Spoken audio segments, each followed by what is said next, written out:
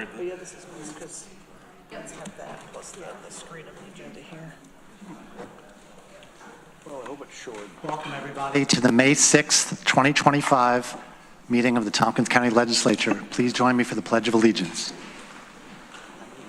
Pledge allegiance to the flag of the United States of America and to the republic for which it stands, one nation, under God, indivisible, with liberty and justice for all. Can we have the roll call of members, please?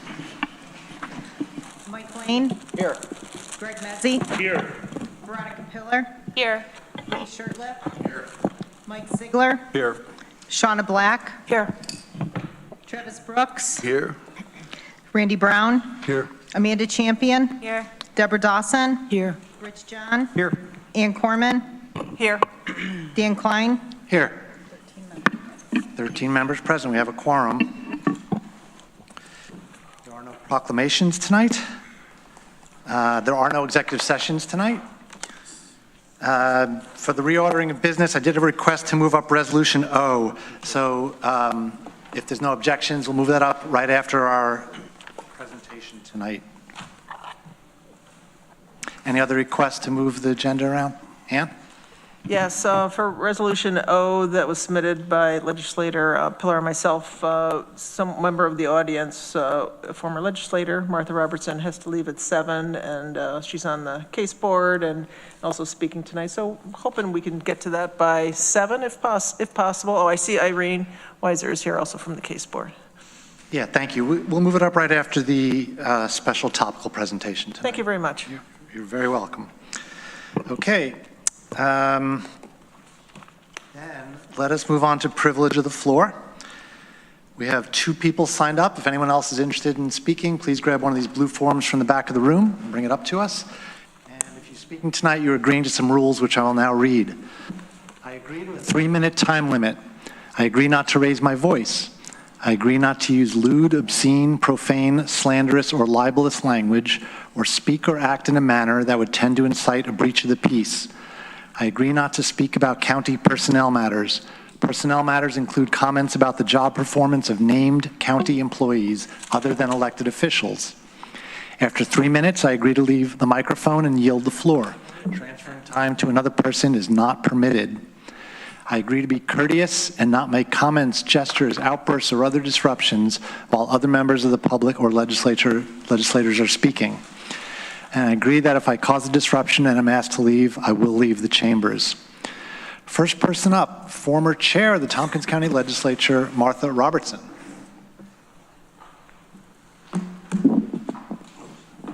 Hello, everybody. Thank you, and thank you very much for moving the resolution up. I really appreciate that. And I wanted to stay for Terry's presentation also, so thank you very much. And I want to thank Annie and Veronica for filing the member-filed resolution As I just told Greg, I think y'all should simply trust the Climate and Sustainable Energy Board and just pass whatever we tell you to pass, but I understand that it doesn't work that way. Anyway, there's always a lot of legislation going on and budget issues that are happening at the state level. And we really do want to take the time, the Climate and Sustainable Energy Board, take the time and look through the priority items and the ones that you have on in the new resolution, including with explained a little bit in the memo as well, really are the priorities. They have some momentum. For example, the New York Heat Act almost got through last year. Cap and Invest program has been passed already. We just need the DEC to move on it and to pass the regulations. The Climate Polluter Handout Act has already been, has gotten a lot of support as well, and that's revenue generating. I mean, this is what the state needs to do, is to hold responsible the people, the firms, the corporations, the industry that has created the climate crisis that we are all facing. So this is simply sort of following through on the principles established in the Climate Leadership and Community Protection Act from 2019. 2019's CLCPA was passed, and it's time to really implement the measures that will make, that'll follow through on that promise. You know, our kids, our grandkids are depending on us to make these things happen. I'm also glad to note that y'all have the Tiger Committee again, the Intergovernmental Relations Committee, and you meet tomorrow morning. So I just talked to Chair Shauna Black earlier. I hope you'll bring up this resolution with Harris Weiss tomorrow, the governor's representative. Hand him a copy of the memo with a ribbon on it. So it really is time for the state to follow through. It's time for the governor to step up as well. So we really appreciate your consideration for all these measures. And if you have any questions at all, Irene is here. Thank you. And Irene is here, Irene Weiser. Thanks. Oh, there we go. Wait, okay. So I'm here also to speak on Resolution O. Thanks to Annie and Veronica for putting that forward. And actually thanks to the rest of the committee for the feedback on the prior resolution. I hope that what we've trimmed it down to is a much more digestible level of information for you. So I'm here to urge your support for Resolution O. It's a reworking of the resolution the case board passed and presented to Peak last month. New York State legislation, the resolution asks you to support, will meaningfully reduce greenhouse gas emissions and ratepayer costs. And I emphasize that because last month you guys passed a terrific resolution about NYSEG and the billing and affordability issues. The resolutions that you have in front of you will address affordability as well. So first, we must stop the build-out of new gas infrastructure, that's the New York Heat Act, and instead invest in converting homes and buildings to clean electric heating, especially with heat pumps. With every new mile of gas pipeline locks us into decades of fossil fuel use we can't afford, not environmentally and not economically. The new pipelines that are proposed to put in would be about $1.5 billion over the next 10 years. We should be closing the door on yesterday's energy, not building more of it. Why is this behaving weird? 4 inches away. Oh, I'm too close. Oh, I kept going closer. All right. The New York Heat Act works for a planned, affordable transition that will minimize stranded assets. Second, we must make sure that all New Yorkers can afford to make the transition. That means providing financial support to lower-income households who need basic home repairs before they can electrify. Without the GAP fund, we leave behind the very people who bear the brunt of climate change and energy burdens. So I've heard some people say that we can't afford to make these investments, but the truth is we can't afford not to. Extreme weather is already costing us billions. These investments will save money in the long run by reducing fuel costs, improving health, and protecting our communities. And there is money available if we stop giving it away to the oil and gas industry. It's time to end fossil fuel subsidies, as one of the other pieces of legislation we've asked you to support. Taxpayer dollars should support clean energy, not the companies that created the crisis. And we must urge the governor and the DEC to move forward with the Cap and Invest program that holds polluters accountable and generates revenue to fund the clean energy transition. Make them pay for the damage they've caused and use those funds to build a livable future. So before you say this costs too much, okay, you get the point. I'll stop. You can finish up if you need to, Irene. Nah, it's okay. It's just, talking to your grandkids and picturing 2050, and it's the heartstring moment, but you guys get it, so. Okay, I don't have any other blue cards. This is last call. Is there any other members of the public that wanted to speak tonight? Okay, I want to thank those that did and move on to municipal officials. We have Pierre St. Perez and Randy Keel from City of Ithaca Common Council. Welcome back, our Ithaca friends. Patrick, right? Yeah. What did I say? I'm sorry. There was a Randy Cool who was a politician here a number of years ago, and I always have to make that mental adjustment in my mind, so sorry about that. I mean, After you. okay, I can get into it. Due to the quirk of scheduling that was when Wednesdays and Tuesdays were last month, there's substantially more in today's report than usual, as I usually spread it out across 2 weeks. It's now all going to be accumulated into one. So I do have a note card. The city is moving forward with plans for a underground railroad mural that is planned to be under, that bridge that goes over, that overpass, it's on Green Street? I don't know. I don't know what overpass.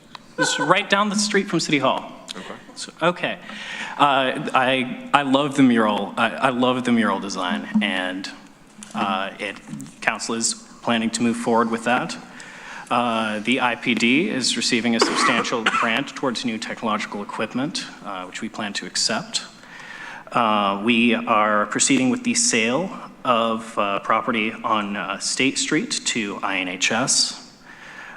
Council is proceeding to continue the lease that we offer the Child Care Center. We are moving forward with adopting FEMA's flood maps, as we must. Somewhat reluctantly, I might add, the city does believe that the maps are overly conservative.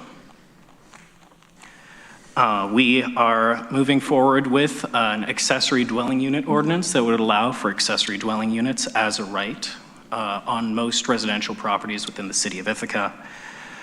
And we are moving forward with our encampment policy pilot program, which Alderperson Keel has been more involved with the process of creating than I have, but both includes a structure by which a hub, I mean, members of this body have already heard this, but it includes a hub by which people would be able to access resources, as well as adding more infrastructure into the southwest parcel in order to help people who are living there live with more dignity and address risks of fire, etc. We are clarifying the position of the council labor liaison. And there's a resolution to reaffirm our Green New Deal efforts on the table for tomorrow's meeting, as well as one to end our participation in the CTAP program and to support residents in the development of accessory dwelling units. Additionally, as I understand it, the city has been engaged in valuable discussions with the county about coordinated law response against, in response to marijuana sales that are not registered. And registration is now open for the GAC summer program. And last but not at all least, the city is moving forward with a pilot plan for participatory budgeting towards the area directly in front of City Hall and how we are going to use that land. I encourage anyone who is interested and able to be part of that process. We really want to see how participatory budgeting is going to go. Anything I missed? No. Any questions or comments? Veronica. Could you share with the public what is CTAP? Yes. A bonus if you say what it stands for. The Community Investment and Incentive Program. Tax abatement. Tax abatement program, thank you. And what is it? And this, in the city, CTAP is a program by which the city recommends projects that have been proposed to the IDA. The IDA, of course, retains full power. This is a purely advisory function that the city has. I'll just add, I know we've received a lot of emails about CTAP, both the resolution on the table as well as the program itself, both from members of the public as well as members of this body. And I just want, for the public's edification, I have said before, and I'll say again, that I have major concerns with CTAP. However, the process by which that resolution is on the table today, I don't think is the correct way we should move forward with that. I also think that as we identify priorities of the city as well as council, that should be a community conversation, and CTAP identifies those priorities. Whether or not they meet the needs of today, that's a separate conversation, but I think that encouraging development in our city in one way or another is a positive step forward. Ann. Yes, thanks for the report. Can you give us a little summary of what participatory budgeting, I think it was? Absolutely. So, there's that area that's kind of like a parking lot right in front of City Hall. So we are hoping to develop that parcel with participation from the entire community about what the best use of that land is, and most likely as some sort of park, I believe. But how we want to approach it, how it can best serve the needs of the community. Right? Instead of deciding that from top down as the city, we're really looking for community input, and we are looking towards a structure wherein community members will be making the decision about how to. Council has allocated $50,000 towards this. Okay, so the money is where it ties into the term participatory budgeting? Yes. Okay, thank you. Rich. Yeah, thanks for coming over, putting on my hat as chair of the IDA. I certainly hope that you go forward with revising CTAP but not eliminating it. I think the better course is to keep it in place and have a robust discussion about what you really want. From the standpoint of the IDA, I mean, we have the power to proceed on our own. I don't think that's best, and we really work hard to get input from the affected municipalities. And CTAP has worked great. But if the goals have changed, change the goals, don't eliminate it, in my view. And then I just had a question about the mural. Yes. Will this get rid of the Frederick Douglass mural under the bridge? Because I like the quote there about power concedes nothing without a demand. Is that? Yes, but that mural has been wearing away over the years. Okay. This is seen as a refresher of it, and as I understand, the purpose of the mural is a reawakening of the Underground Railroad, especially considering the current political situation nationally. That seems very appropriate. Can we find another place for Frederick Douglass and his quote? I personally would love more Frederick Douglass. Okay. Any other questions or comments? Lee. Kind of a two-parter. What's the status on the dredging of the inlets and creeks? And do you have any sense that if that were to be done, that it would reduce the impact of the new flood maps? I can speak to this. There was an update from the superintendent of public works before he left that it does appear that the DEC is moving forward with dredging. However, as I'm sure other council members have reported to this body in the past, the DEC has said that they are moving forward with dredging for like over 10 years now. So I will believe it when I see the dredging boat arrive in the inlet. If dredging does go forward successfully, it could change the flood maps, but not substantially. That is why the city has been identifying other programs. I think last time I was here, I spoke about the New York State program, which actually allows premiums to be lowered if we take certain steps as a city to increase green spaces and do more public outreach about flood mitigation.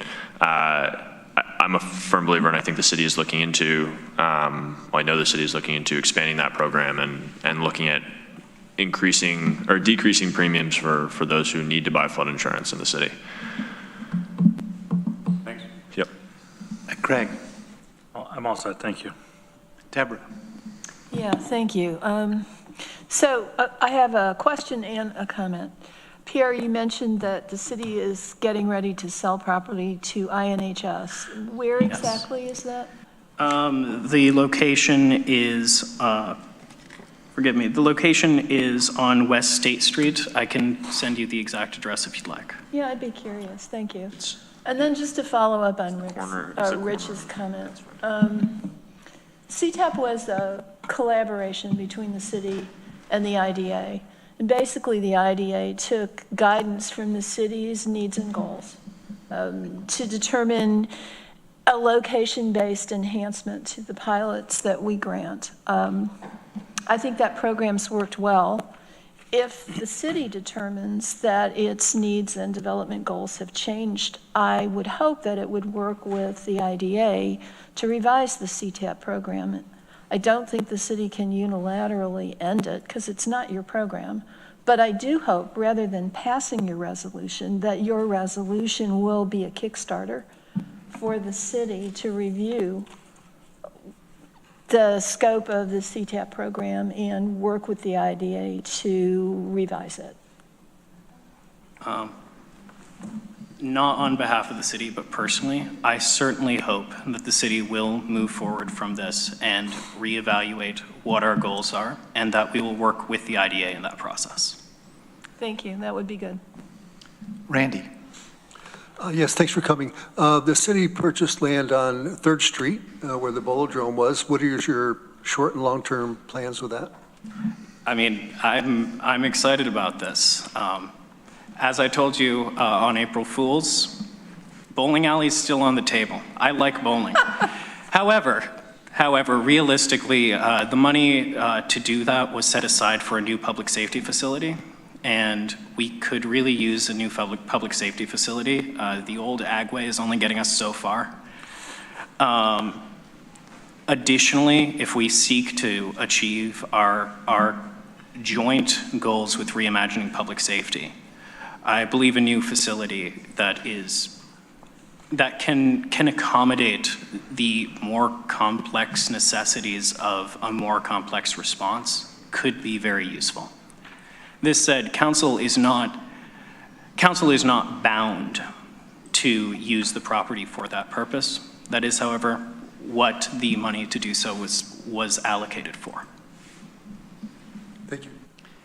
Any other questions for our common council friends? Okay, as usual, thank you very much for coming. Thank you. I don't see any other municipal officials here. It is time for legislator privilege of the floor. Shauna. Thank you, Dan. I just wanted to report back. I've had many conversations this week with our federal representatives as well as some of our local representatives in regards to Medicaid. It's currently on the chopping block, and it sounds like from conversations that I've had with Senator Schumer's office as well as Senator Gillibrand's office that this could definitely be a reality moving forward. And I did forward my colleagues as well as administration a video on YouTube that NYSEG did in regards to Medicaid on the chopping block. And some of the things that it talks about are higher costs in healthcare, reduced services for our constituents, and then of course pressure on our local taxpayers. And you know, while typically I think for many of us it's hard for us to see a nonpartisan or to have nonpartisan conversations sometimes whenever we're talking about issues. This truly, in my mind, is a nonpartisan issue. We need Medicaid. Our constituents, many of our constituents, 20–30% of our constituents are currently on Medicaid, and that's how they get everything from their chemotherapy to their birth control to services for their kids, vaccines. Like, these are important things that our community needs. So whenever we talk about Medicaid, I really do hope that we will continue to keep it nonpartisan and we continue to talk about what is best for our constituents as a whole. Whenever we talk about federal cuts to Medicaid, what that means is that either the state or the county is going to have to pick up the tab for that if it's important to us. In my mind, making sure that people have health care insurance making sure that they can walk into the hospital whenever they're sick or ill is a very, very high priority. So as we're approaching our budget this year, I hope that we keep that in the back of our minds. I know that we're going to look at our tax revenues this month. Looks like we had a nice forecast. However, if the county has to pick up the tab, or at least a portion of the tab for Medicaid, it's going to be a lot of money. And unfortunately, we don't know how long that expense can go for. So the one thing that I've asked our federal officials, what we can do on the local level, and the one thing that I heard very clearly back was have our constituents make calls ourselves to those representatives that are voting to actually do the cuts, and not necessarily in this district, not in this area, but in other areas in other states. There are some in New York that are voting for cuts to Medicaid. So know who they are, make the calls, and be active in government. Thank you. Amanda. Thanks. My speech tonight is in two parts. So I'm going to say a few things now and then a little bit more when we get to the resolution about public protest. So sorry, I'm going to be talking a lot. I've been reading a book called The Eloquent Essay. It's an anthology edited by John Lowry. It's a collection of classic and creative nonfiction essays with essays from ranging back to 1931 up through 1998 by writers like Edward Abbey, Barbara Kingsolver, and Carl Sagan. This weekend I happened upon an essay titled The Ignored Lesson of Anne Frank by Bruno Bettelheim, which was published in Harper's Magazine in 1960. Austrian-born psychologist Bettelheim spent a year in the concentration camps before being released and leaving Europe just before World War II.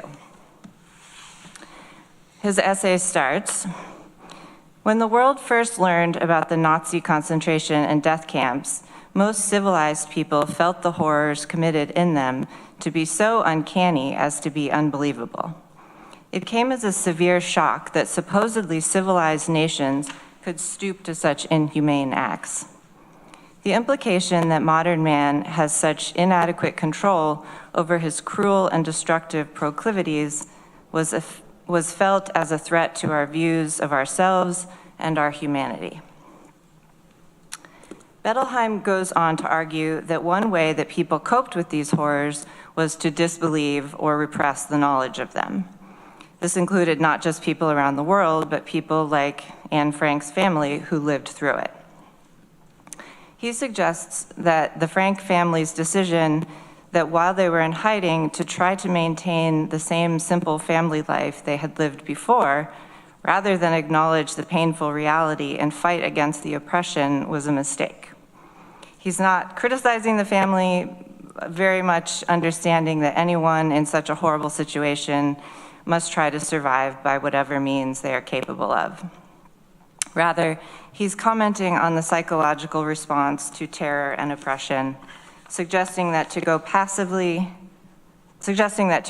go with the flow or accept the slow degradation of society can lead to its demise.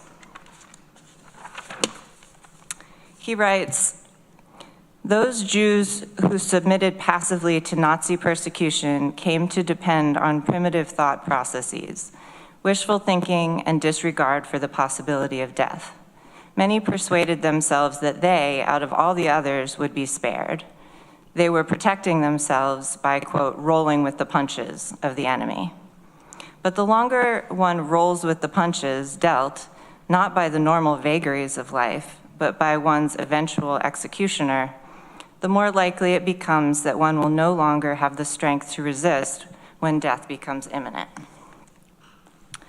I'm not suggesting that these current times are like Europe in the 1930s, but we are not in normal times and are seeing some pretty terrible things happening from the federal government, which we've all been talking about for several months now, including the targeting of law firms, stripping power from agencies like the Federal Communications Commission, the Federal Elections Commission, and the Securities and Exchange Commission, freezing federal grant programs, closing U.S. aid, threatening and firing large numbers of federal workers, dismantling the Department of Education and cutting student loan programs, withdrawing from the Paris Climate Agreement, rolling back the regulations from the Environmental Protection Agency, and generally and specifically attacking universities, trans people, diversity, equity, and inclusion programs, immigrants, small businesses, and more. It was interesting that I came across this essay because over the recent months, I have been contemplating what I personally need to do in these troubled times. There has to be a balance between understanding and fighting all the terrible things happening and caring for ourselves and our families and maintaining our health and sanity. I deeply appreciate and am inspired by all the people organizing and participating in public protests, rallies, and resistance efforts. And I know there are other ways to push back too.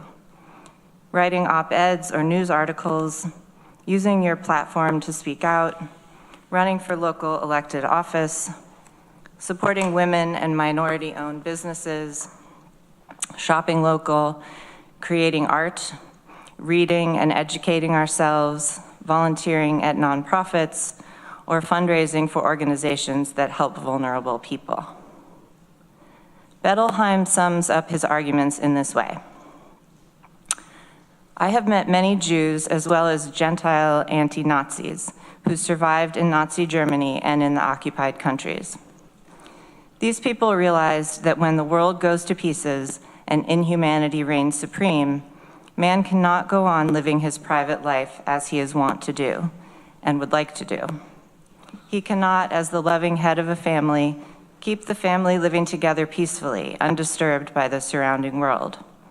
Nor can he continue to take pride in his profession or possessions when either will deprive him of humanity, if not also his life. In such times, one must radically reevaluate all of what one has done, believed in, and stood for in order to know how to act. In short, one has to take a stand on the new reality, a firm stand, not one of retirement into an even more private world. I agree with Bettelheim that we must not simply roll with the punches of our current societal situation. We must know what is happening and not ignore it, and speak out and take a stand however we can. Stay tuned for part 2. Thanks. Deborah. Thanks, Amanda. I want to circle back to what Shauna had to say about Medicaid and approach it from a slightly different perspective. So it turns out that about 40% of the state's budget is federal funding. That's about $91 billion. And $57 billion of that is Medicaid, FMAP. The Federal Medicaid Assistance Percentage, I think is what that stands for. And you would think that given that the state is aware of this, they might consider applying some cost containment measures to Medicaid. But they haven't done that.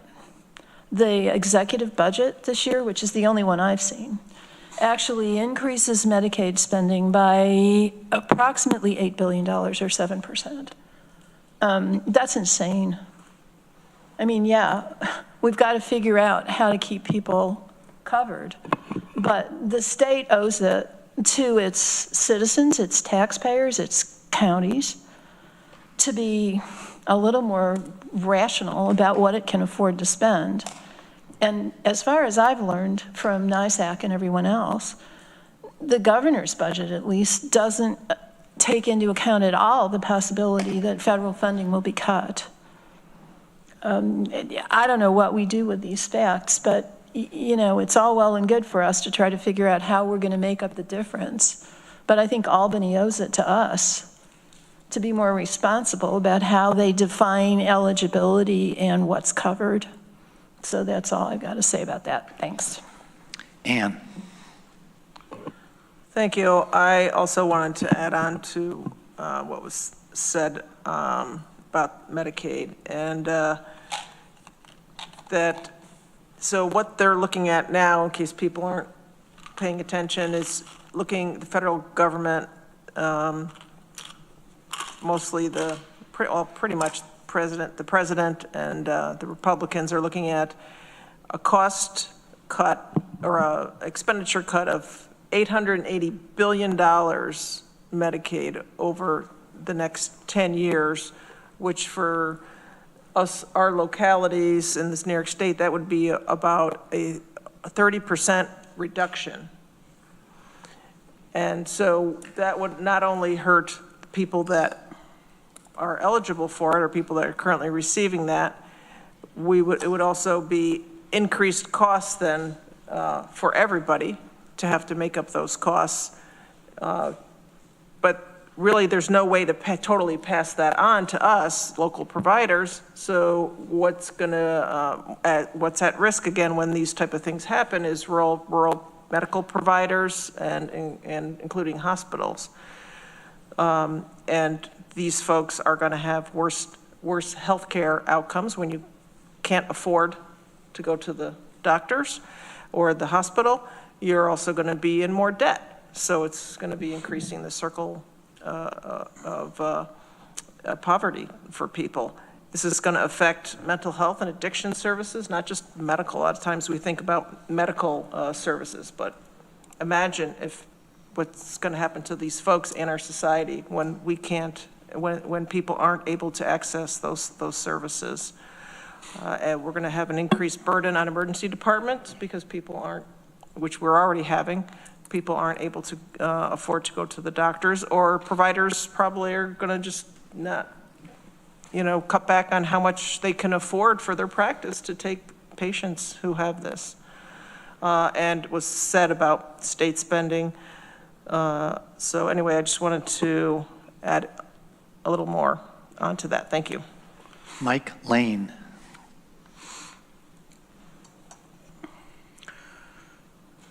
More than 1 billion people in this world, many of them in the third world, in Africa, in Asia and other places, subscribe to the Roman Catholic faith. The head of that faith in Rome is the Pope. We recently lost Pope Francis, who was, many of us believe, was a model of what a pope ought to be in trying to speak what he said and to live what he said humbly, as much as a pope can be. Pope Francis died recently, and we're going to be having a conclave of cardinals to choose a successor.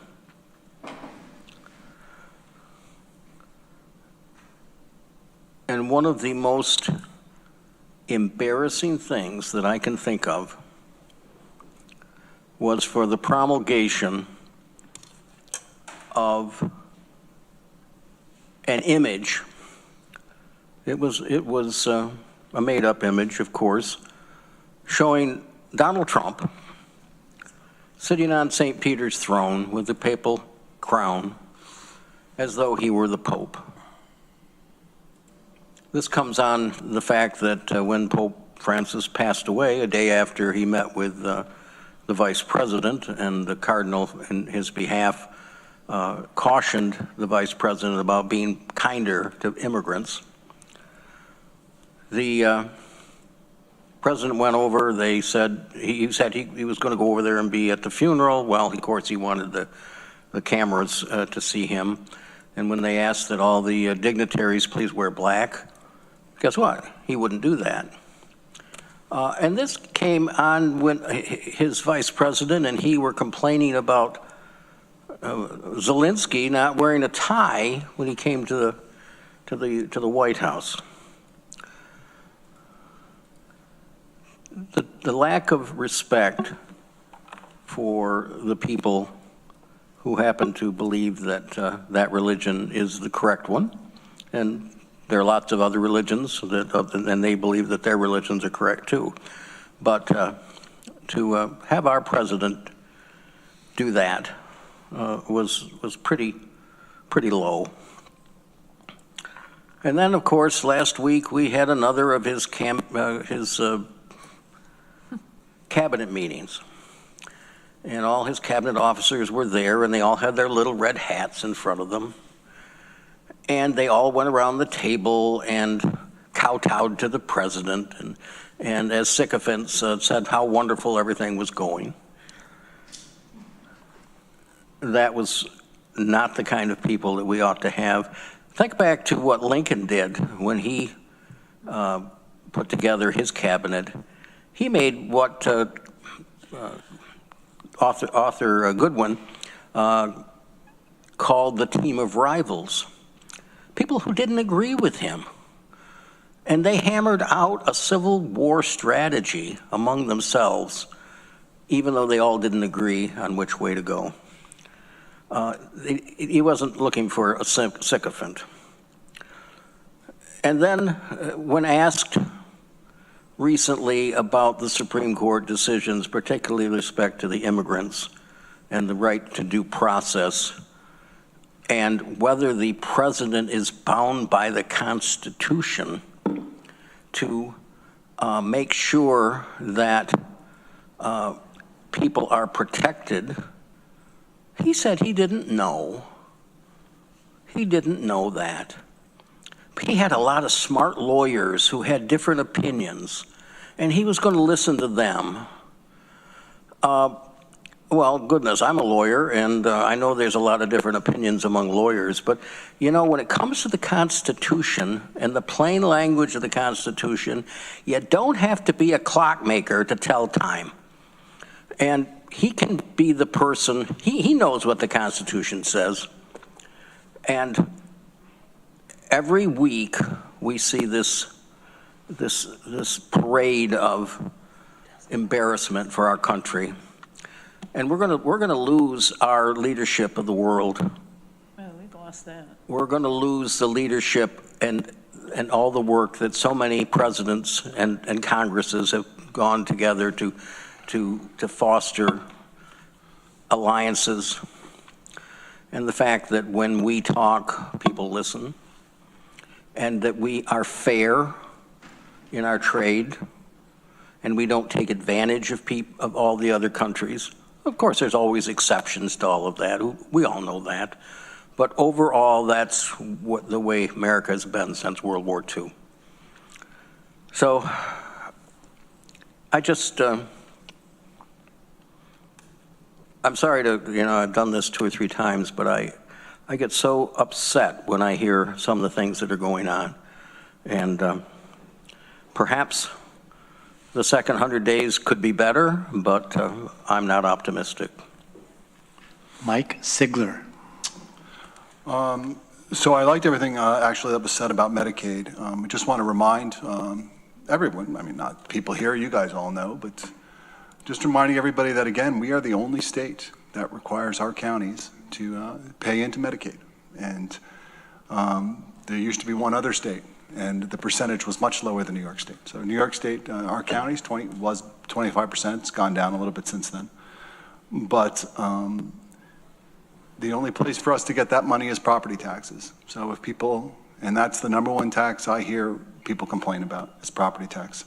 So any kind of money that is needed for Medicaid in this state, your county, your property taxes will be affected. So I just want to remind people of that. I just want to touch on something Mike said. Listen, I don't like denigration of any religion. My concern with the Catholic Church actually came more from what the Catholic News Agency reported earlier this year, and it was about the 2023 Richmond FBI memo that said traditional Catholics were domestic terrorism threats. And it suggested infiltrating Catholic churches as, quote, threat mitigation. That was an executive order. Now, this was later retracted by the FBI, but it is supporting evidence that certainly the government was looking at traditional Catholics, particularly ones that held the Latin Mass, as domestic threats. I found that to be much more concerning, and yet very little reporting was done upon that. To be the sunny one of the group, there was some good news this week that I for the majority of my life, there has been a war between the Democratic Republic of Congo and Rwanda. 6 million people have died over the course of 30 years. I mean, this was going on when I was in college. And for the first time, there was a declaration of principles signed. Marco Rubio was there with that and pushed that forward. And that is just that it was something I did not think would happen. And the amount of suffering that area of the world has been put through is unbelievable. Comparable to Mao, Stalin, whatever you want to compare it to. And really sometimes goes unnoticed. Obviously some movies were made about that, thankfully, that brought that to people's attention, but very happy to see that. Just remarkable achievement this past week. So that's about it. Thank you very much. Rich. Thanks, Dan. I feel like we're drinking from a fire hose. There's so much going on, and I won't talk about Medicaid. But I wanted to note an announcement today about Energy Star. I worked for many years for a company that tested and certified products to the Energy Star standards. And these are voluntary compliance standards that manufacturers submit their products and they get evaluated to make sure they're really energy efficient. It doesn't cost the taxpayers really much of anything, but what it does is supplies really good information for consumers on the air conditioner or the refrigerator or the dehumidifier, that it's an energy efficient product. And apparently the decision from the Trump administration was, yeah, let's get rid of it because it kind of smells like climate. And it's not, it's just efficient products. It's good. And it's been there for 33 years. The program was so successful, I think it started with refrigerators and it moved through one product after another. And we're going to lose it, at least if it isn't challenged in court and overturned. But there's no benefit to this at all. Lots of reasons to be angry these days, and that one kind of hits home for me. Thanks. Randy. Yeah, thank you. The media is not truthful all the time, no matter what side of the fence you're on.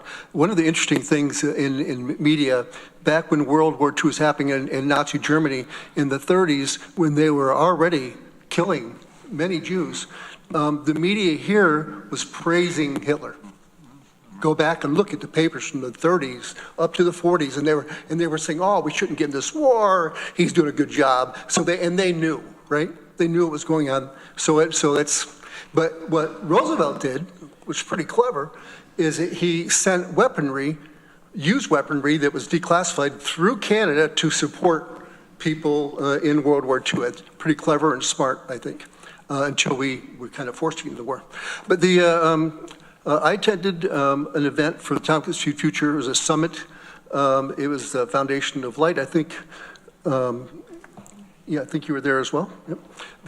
And it was a good discussion, but they talked a lot about what's funding has hurt them, how it's hurt farmers, and a lot of funding has been removed through the USDA to a lot of farmers and a lot of programs here. And so there's a lot of discussion about that. We broke into sessions. We did exercises. It was really it was at the Foundation of Light. It was really a good event, I thought. And then we broke down into other groups. And what came out of that is they realized that, they're in a tough situation because a lot of them have lost funding. But they all decided that we need to get together and figure this thing out on our own. Depending on money coming from someplace else isn't going to work for them right now.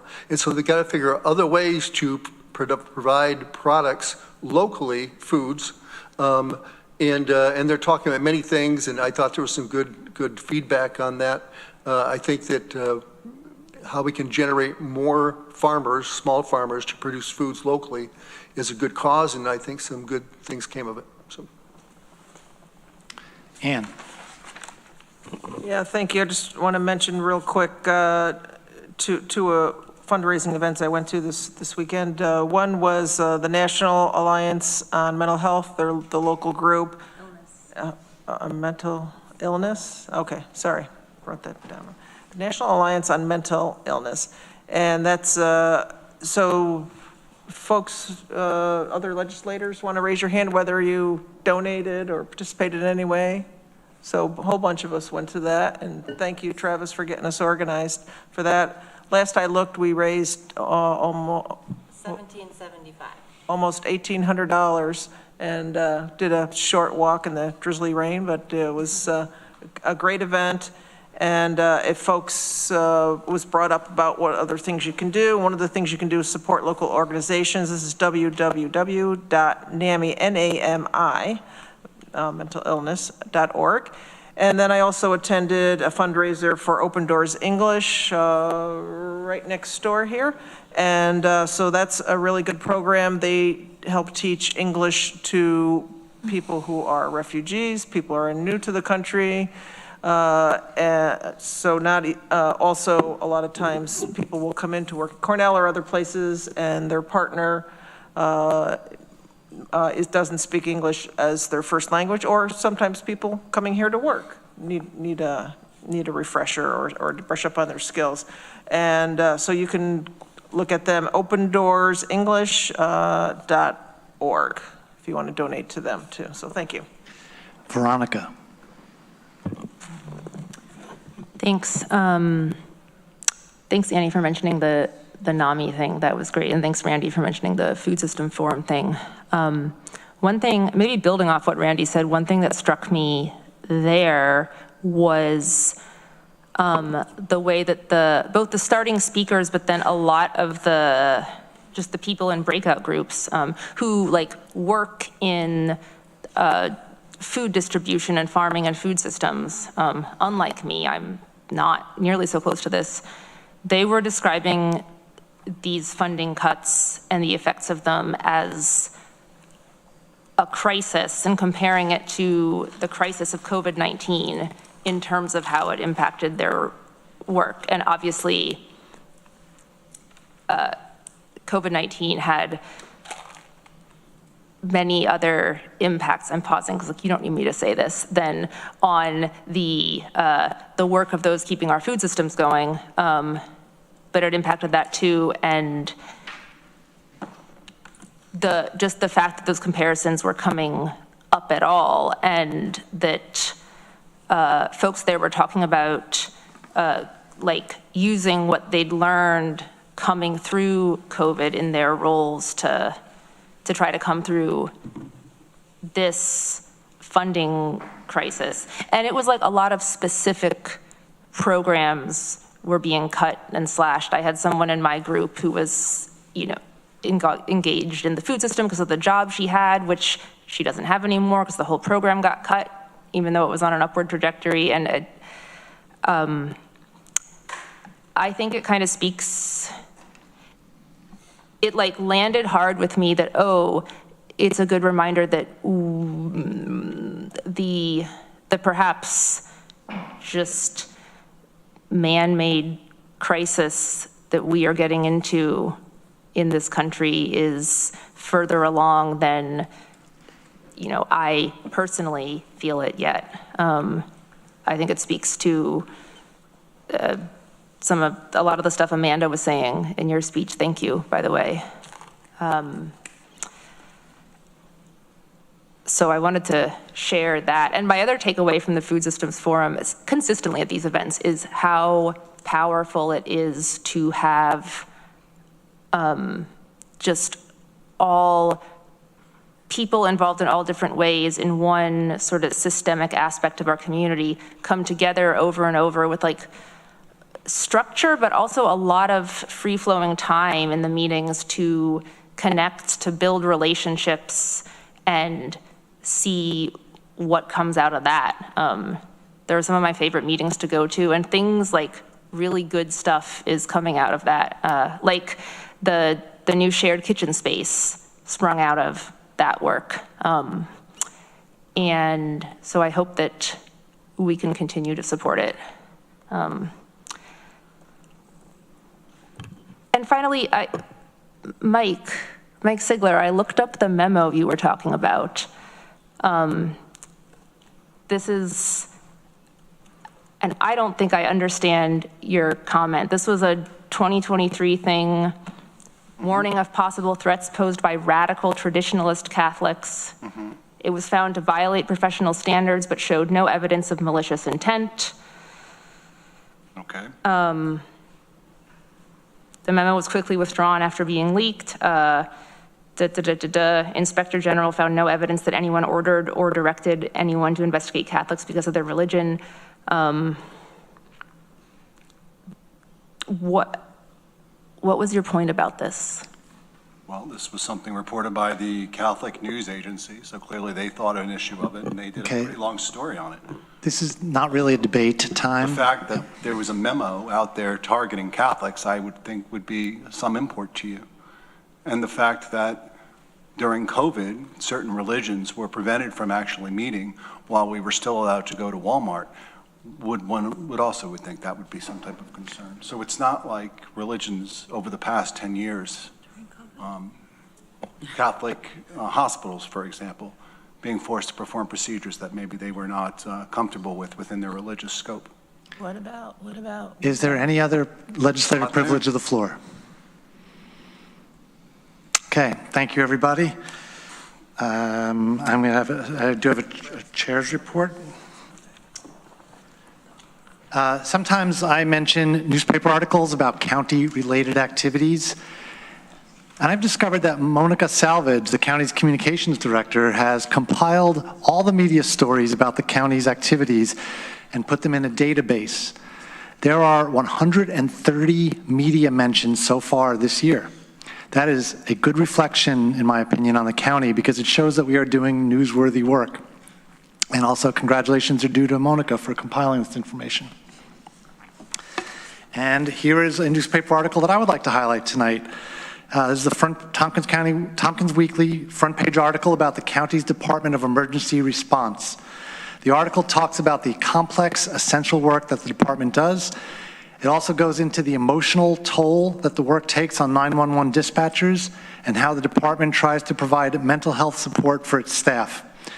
And congratulations are due to county employee Patrick Harris, who was named Dispatcher of the Year. The county recently held its annual 25-year club dinner, which honors our longest-serving employees. In addition to shining a spotlight on a number of staff members, legislator Mike Lane was also honored for his almost 28 years of service. At one point in his career,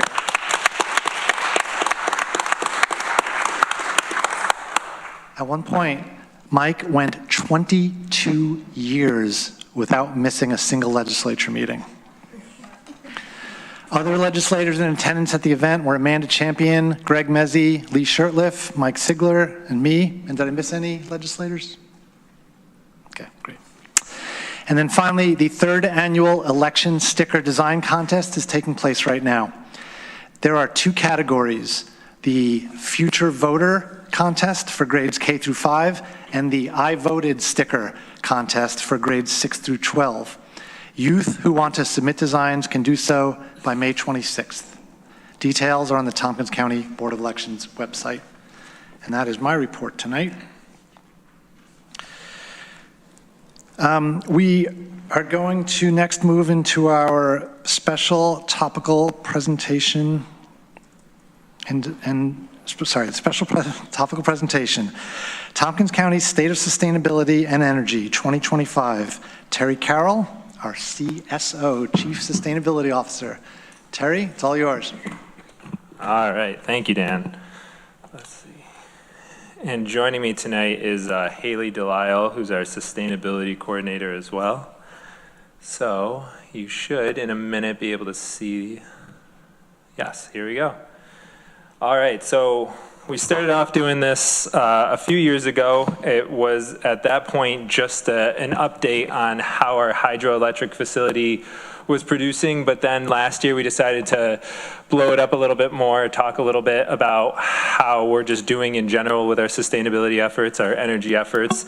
And so it'll be a lot of numbers, a lot of charts. Hopefully you're all energized for that, but if you have any questions along the way, please make sure to jump in and ask them. So here's a little bit of the agenda. We'll talk about the 2024 energy use and costs. We'll talk about that Waterloo hydro production, updates on green fleet and facilities, talk a little bit about some select programs that we operated in 2024, and then what we're looking forward to this year in 2025. So let's jump right into the numbers. So this was the energy usage that the county had in 2024. Hang on one second. Can somebody turn their phone off? Yeah, whose phone is on? It's somebody's that's near a speaker. In the jacket? Oh, they hung up. Sorry. All right. I'm old. No, I understand. Sorry. All right. This slide is talking about energy use in 2024. You can see facilities is by far the facilities section, that's our buildings, by far the largest amount of electricity and natural gas used, followed by the airport. DEWR, Department of Emergency Response, this is largely cell towers, emergency radio signal towers that they operate. Recycling materials management, that's their facility, as well as the 2 landfills. And then our highway department is actually a lot of a couple of street lights, and then a lot of signal lights. So this is maybe the more interesting part of the slide, is how are we doing compared to last year? And so you can see that actually in terms of electricity usage, we've seen a substantial decline, about 2%. And so, this can vary from year to year. But for reasons I'll get into a little bit later, I do think that this is somewhat of a reflection of some of the green facilities efforts that we're undertaking. And I think that that's more clearly seen when you look at this next slide, which is our natural gas usage in 2024 or 2023 versus 2024. Wow. And we've seen a serious decline. Almost a third of our natural gas usage has decreased. And this is in part due to 3 main things. It's the public works facility switching out our boilers at that place for geothermal, at the public library and the mental health building, doing substantial change-outs of the HVAC systems there and largely getting them off of natural gas or substantially reducing their natural gas.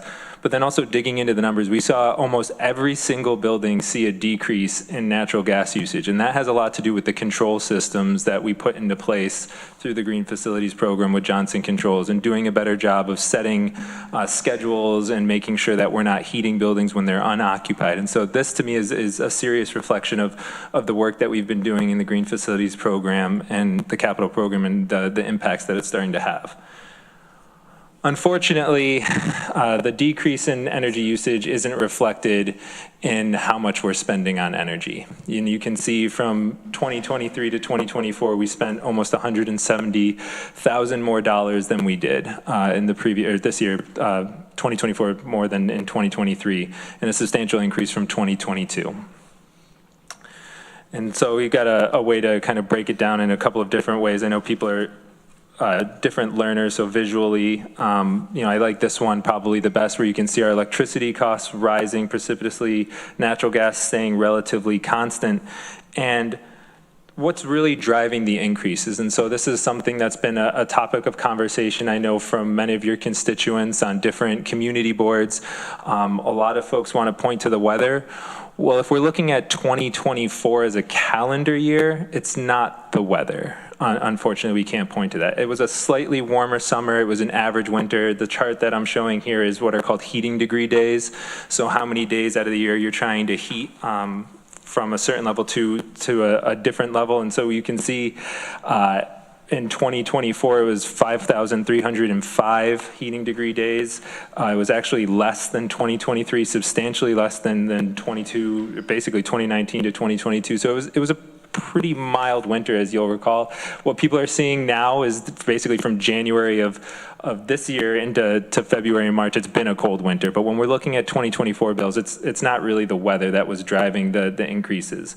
What we did see for increases in Tompkins County was our ESCO contract. And so you'll recall that I came here last year, and then I also came to the Facilities and Infrastructure Committee, and we talked about how our supply contracts were expiring last year, how we had to renegotiate, and that was going to be a substantial increase. And so that is a major source of the increase. It's also the rate case. So May 2023 and May 2024 saw increases from NYSEG in the delivery and transmission rates. And so doing kind of just a very, very basic and simple building analysis, we looked at September 2023 versus September 2024 for Building C.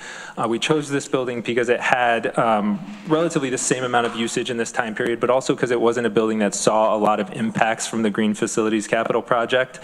So 2023, about 16,000 kilowatt hours used.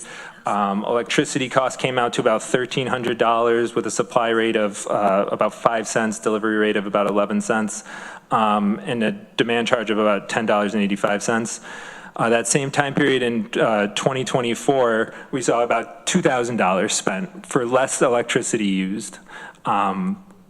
This is driven in part by that, I said before, the supply rate increasing significantly, the delivery rate staying relatively the same, but the demand charges were a real killer for this. Demand charges increasing almost 50% year over year. And so for a building that used about 43 kilowatts in this particular month, it ended up being about a $200 difference year to year. You multiply that over many of our buildings that have demand charges, some substantially more, ranging into the thousands of dollars, and that starts to add up pretty significantly. And so when we did the predictions for how the delivery increases and how the supply increases were going to impact us, we thought it might be about a 40 to 45% increase. Based on this, depending on whether you want to include demand costs or not, it is about a 45 to 60% increase. And so we are seeing substantial impacts on our bills from both the supply costs increase, but also the NYSEG rate case. The other thing that's having a negative impact on our energy costs is the hydroelectric facility. And so I show this chart every year just to remind you that it's extremely variable month over month how much we get from the hydroelectric facility. But this is probably a better indicator. And you can see kind of compared to previous years, our hydroelectric production was down. And so last year it resulted in 2023, it resulted in about $70,000 worth of savings to the county. We weren't able to compile the numbers for this report, but if I had to guess, it was probably closer to 40 to 45,000 this year. So it was a substantial decrease compared to what it has been in previous years. So that's kind of the energy and cost portion of it. I'd like to turn now to the fleet part and maybe get to some happier news.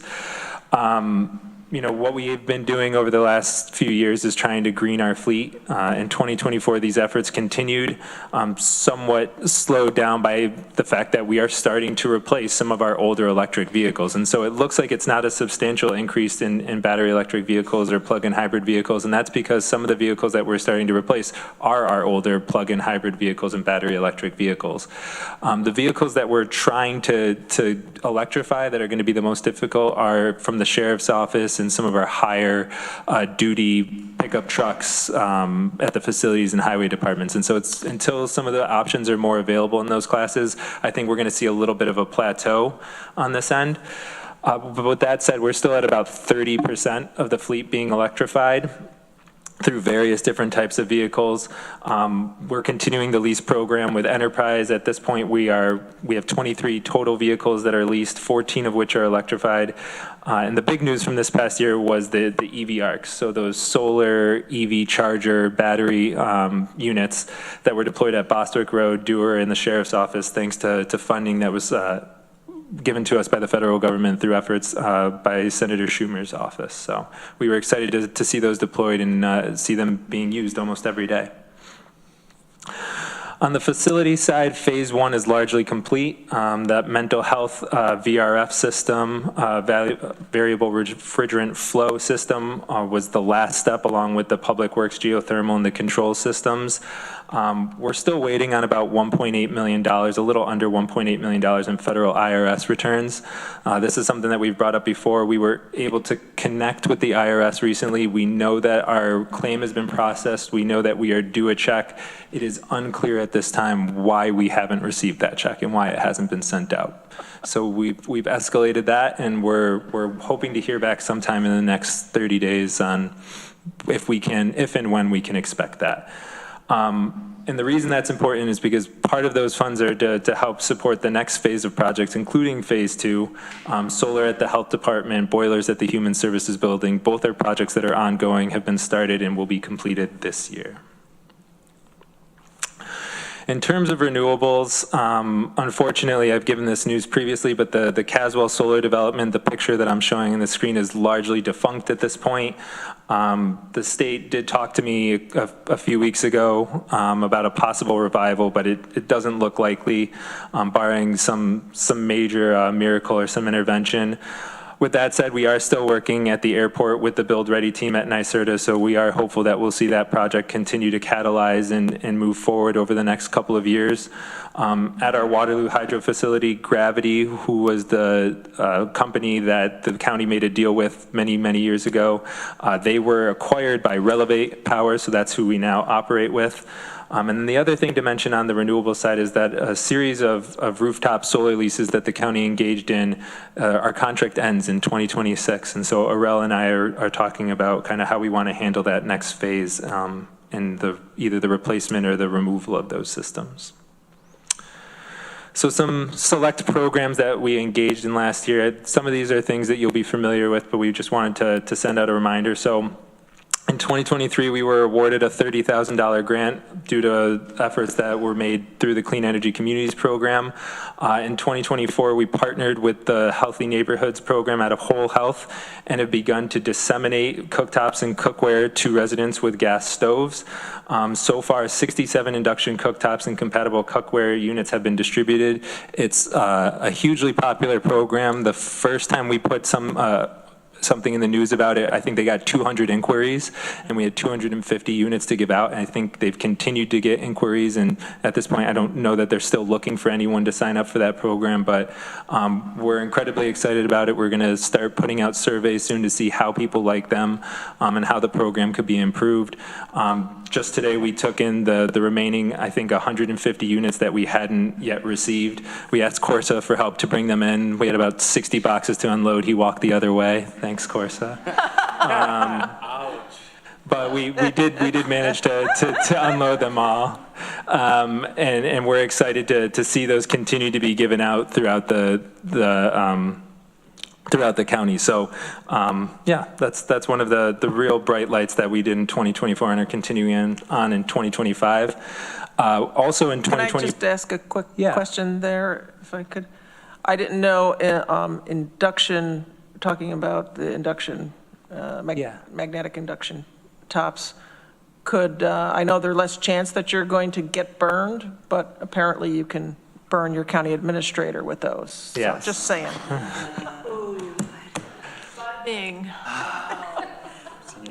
He'll remember this in budget talks. So in the Clean Energy Communities program, we also were able to be awarded $825,000 in grant funds. We're putting that towards that green facilities phase 2, and so we will be putting in more solar canopies. These will be at Whole Health, about 132 kilowatts worth of solar panels are going to be installed, which is actually pretty sizable and will outstrip anything that the county's put in to date. Our Business Energy Advisor program, a program that's been going on for many years now, I think since 2018. We were awarded $108,000 at the tail end of last year for 2025 and 2026 to continue the program. We released an RFQ to bring in new partners or to continue the work with the partners that we had been working with. And in 2024, we worked with 10 different projects, 2 municipalities, 4 local businesses, 2 large developers, and 2 nonprofits. And as a reminder, this is a program that works with nonprofits, municipalities, and businesses that are looking to go and undergo a major renovation or new construction to point out how they can improve those buildings on the energy code and try and reduce greenhouse gas emissions from them. Another thing that we did last year that Haley led for our department was the Navigating Electrical Outages Proactive Steps for Today and Tomorrow's Electrified World. So this is really someplace that I think the county is on the leading edge of. We acknowledge that New York State is moving down the path towards electrification for both heating and cooling, as well as transportation. And an open question that we often hear from folks is, what happens in the future if everything's electrified and the power goes out, the grid goes down. And so this was a report that was really looking to try and answer those questions, how we can be prepared now and in the future, and how we can work to reduce the aspects of and the frequency of outages in the future. And so we put together a report, I should say Haley put that report out last year, presented it at a conference, got a lot of great feedback, and we're working this year in our work plan in 2025 and through 2026 to start enacting and implementing some of the suggestions that were put in that report. So we're really excited about that. Also happening hopefully this year, 2025 and 2026, is our EV charging as a service. Haley again put out an RFP, worked with municipalities across Tompkins County, asking them where they'd like to see EV charging in their municipalities. We put together basically a list of 40 different sites countywide that respondents could select, and we got 8 responses from different vendors that looked at producing charging networks throughout the county. It was then incumbent on each of the municipalities to sign their own individual contracts with a vendor of their choice. The county itself has selected a vendor, and so we'll be installing 2 dual port 200 kilowatt chargers at the airport hopefully later this year. So we're very excited about that.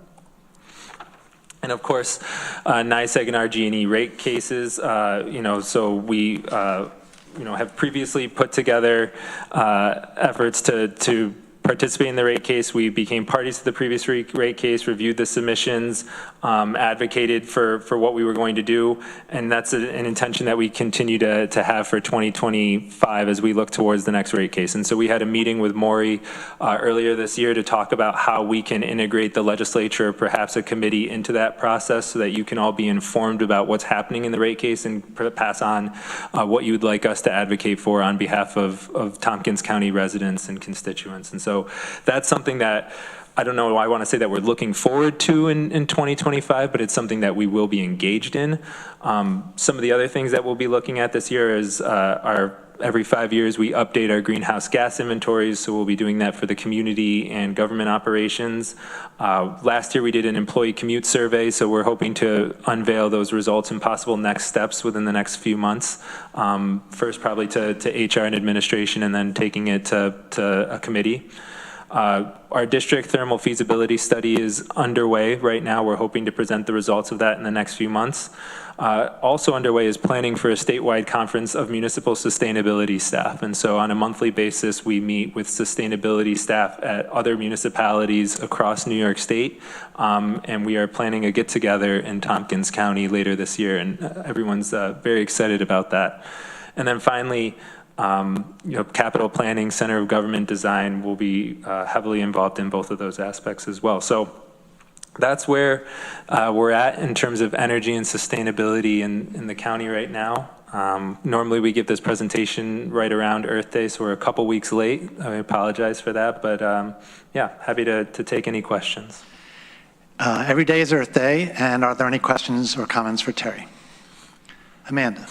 Not a question, but just thank you so much. This is really important and good work, and you probably don't get enough gratitude, so I really appreciate your work. Thank you. Thank you.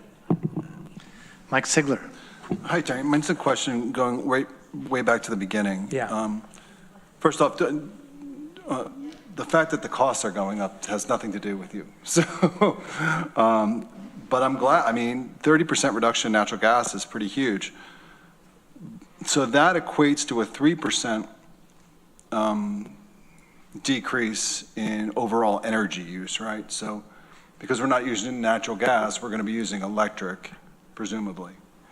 I guess I'm just trying to see what the trade is, you know what I'm saying? If we're trading that much natural gas, we have to get some of it from someplace else. And is that why that number decreases? Yeah, so the electricity usage decreased only by about 2% in 2024, and I think partly that was due to, we did some energy efficiency measures, which you would expect to see electricity decreases, but at the same time, when we moved to electrification, I think it was about 300,000 kilowatt hours that were not previously used at the Public Works facility were suddenly, we suddenly used them in 2024. That was the trade-off, and I can pull up specific numbers for how much natural gas we traded off at the Public Works facility. I think it was something like 24,000 therms of natural gas were used in 2023, and less than 300 were used in 2024. Gotcha. And that was for a trade-off for about 300,000 kilowatt hours. So it's, it's a little bit of a trade-off. We'd have to look building by building to kind of see where you're at, but we could have seen a more significant amount of electricity savings if we weren't doing some of this fuel switching. Gotcha. All right, thanks. Randy. Oh, yeah, thanks for the presentation. And looking at the simple bill analysis you did there, and it shows, even though you use about 5% less kilowatts in building C, your cost went up 45 to 50%. Is that what that says? Yeah. So that seems like a lot, but the what demand charge is what looks to me like it drove a lot of that. And why is demand charge? Because we're using more electric, and that's how they bill based on how much the most you use in a period of time. Yeah, so the way the demand charge works is that NYSEG looks at 15-minute intervals, and they look to see in a month, in a 15-minute interval, what's the most amount of electricity you drew into your building. And so it's measured in kilowatts versus kilowatt hours. And so this particular facility, Building C, averages somewhere between 40 to 50 kilowatts of draw. That's a building that has our servers, needs cooling in order to cool down those servers, so it has a pretty substantial electricity draw versus, perhaps this building. But some of our other buildings, if you were to look at like the airport or the Public Works facility, we're talking, or our EV charges, we're talking about 100 or more kW. And so those charges, when you're charging $15 per kilowatt, it goes up pretty substantially. Thank you. Rich. Yeah, thanks for the presentation. You mentioned an $850,000 grant. Is that federal, and do you think we're going to get it? No, so that's, actually, I'll let Haley answer this, yeah. That's state funded through the Clean Energy Communities Program, and it's reimbursable. So once we get those solar canopies installed, we can reimburse for it right away. Okay, other than the IRS refund, are we waiting for any federal money? On the energy side, no. I mean, there are projects that we were looking to do that would also qualify for the IRS tax credits that we haven't enacted and haven't started, so we're not worried about that. And the EV ARCs that I mentioned, we had thankfully spent all the money and been given the money by the federal government by the end of 2024, so we don't have to worry about that, thankfully. Thanks. Ann. Yeah, thanks for the great report, and all you and your department and the rest of the department does. In case Katie's listening, it's not your department. I didn't mean to say that. So since it was brought up about the overall costs, not only seeing a decrease of like 3%. Do you have any estimate or numbers for if we did, at the same kilowatt and therms, if we had used the same amount as last year, what that would have cost, so we can see what those savings would be? I do not. It's something that we could look to try and do. We'd have to, even the simple bill analysis, you're having to kind of look at the differences and variability between delivery isn't the same month to month necessarily. And some of the surcharges, and it's something that we could look into. I don't know how difficult it would be. Okay, yeah, if you could maybe just let us know how difficult that would be to, I don't want to cause a lot of extra time for you. Just because I'm just thinking it would be nice to know if we could easily, what are the savings? And then along that same route, do we have any calculated savings from green facilities, either for vehicles or overall. I don't know if we were tracking that because it was decentralized before, Yeah. the vehicles for maintenance and fuel. For the fleet, we don't have any specific numbers. It becomes somewhat difficult because previously when departments were using internal combustion engine vehicles, they were paying for gas out of their own budgets. And then once they start charging, our buildings are supplying the electricity, and so it actually gets shifted. It's a cost shift onto the facilities department, and the actual the building energy isn't separated in that way. Maintenance-wise, we could certainly talk to Highway and try and come up with some figures on that end. Right, because they do most of our They do maintenance most of our maintenance, for vehicles. Okay, thank you. Shauna. I understand that for our green fleet, we're going through enterprise. Can you tell me, I know that as an individual, if you purchase an electric vehicle, you receive a tax credit at the point of sale and they take it off of the sticker price. Are we receiving some type of subsidy or discount through enterprise? Since my assumption is they're actually getting the tax credit.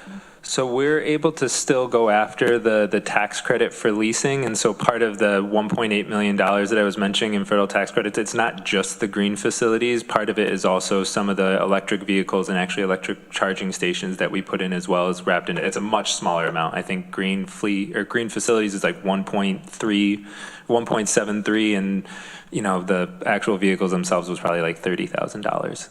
So we are still able to collect that even though we are leasing. And then similarly, the DEC, New York State DEC provides incentives for electric vehicles that we're also able to collect those when we lease vehicles as well. So we're able to get both sides, which is nice. Okay. So for the federal, I mean, typically it's in the form of a tax credit, which reduces your liability as an individual. How does it work for municipalities? Yeah, so it's through a program called Direct or Elective Pay. It's been seen through both names, and it's a credit. Obviously, we don't pay any taxes, and so we are supposed to we fill out a 990T. Lori can probably speak to this better than I can, but we worked with Insero, our auditors, to fill out a 990T, submitted at the tail end of last year, and supposedly at that point you're supposed to receive a check. We know of other tax-exempt entities that have received this, and then we also know of a lot that are waiting on it, so we're unfortunately in that latter group. That's great. Okay, thank you. Terry, thank you for the presentation. Thank you for leading the county through all this energy work that is important to many, many of us. Thank you. Haley, also thank you for being part of the team. All right.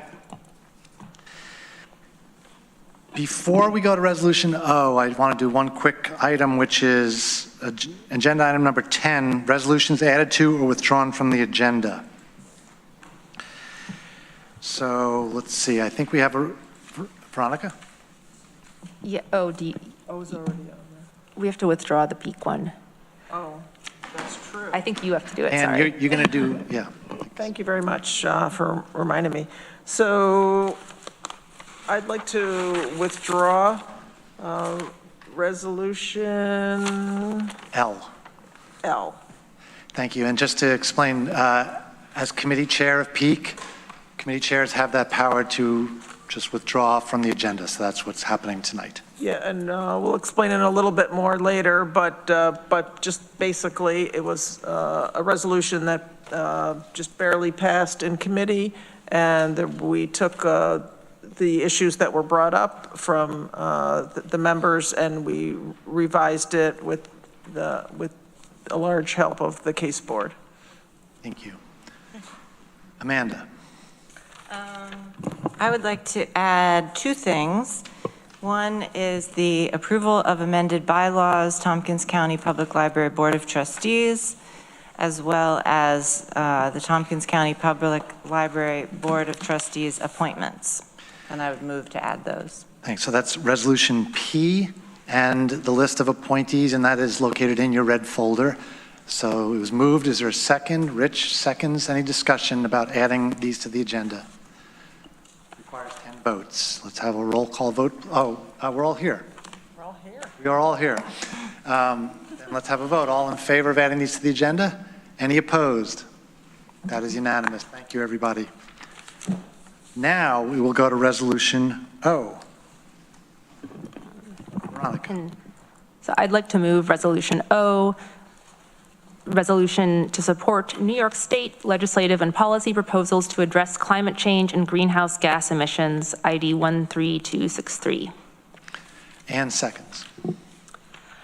And as you heard members of the public speak about this earlier, as Annie said, this is a heavily revised version of the one that was just withdrawn.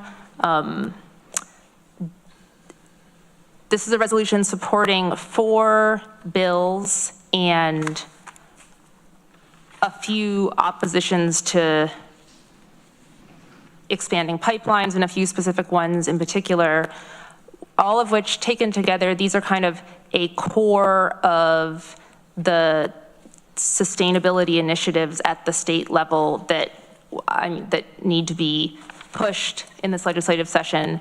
They're all aligned with the CLCPA, the Climate Leadership and Community Protection Act, also recently mentioned.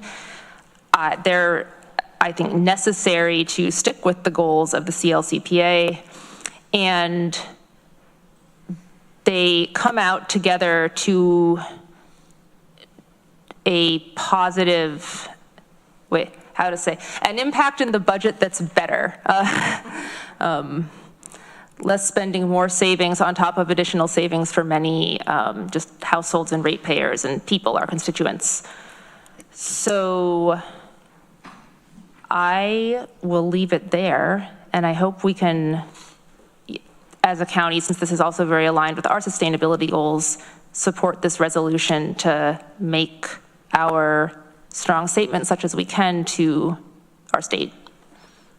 Greg. Yeah, thanks, Dan, and to my colleagues for bringing this forward, appreciate it.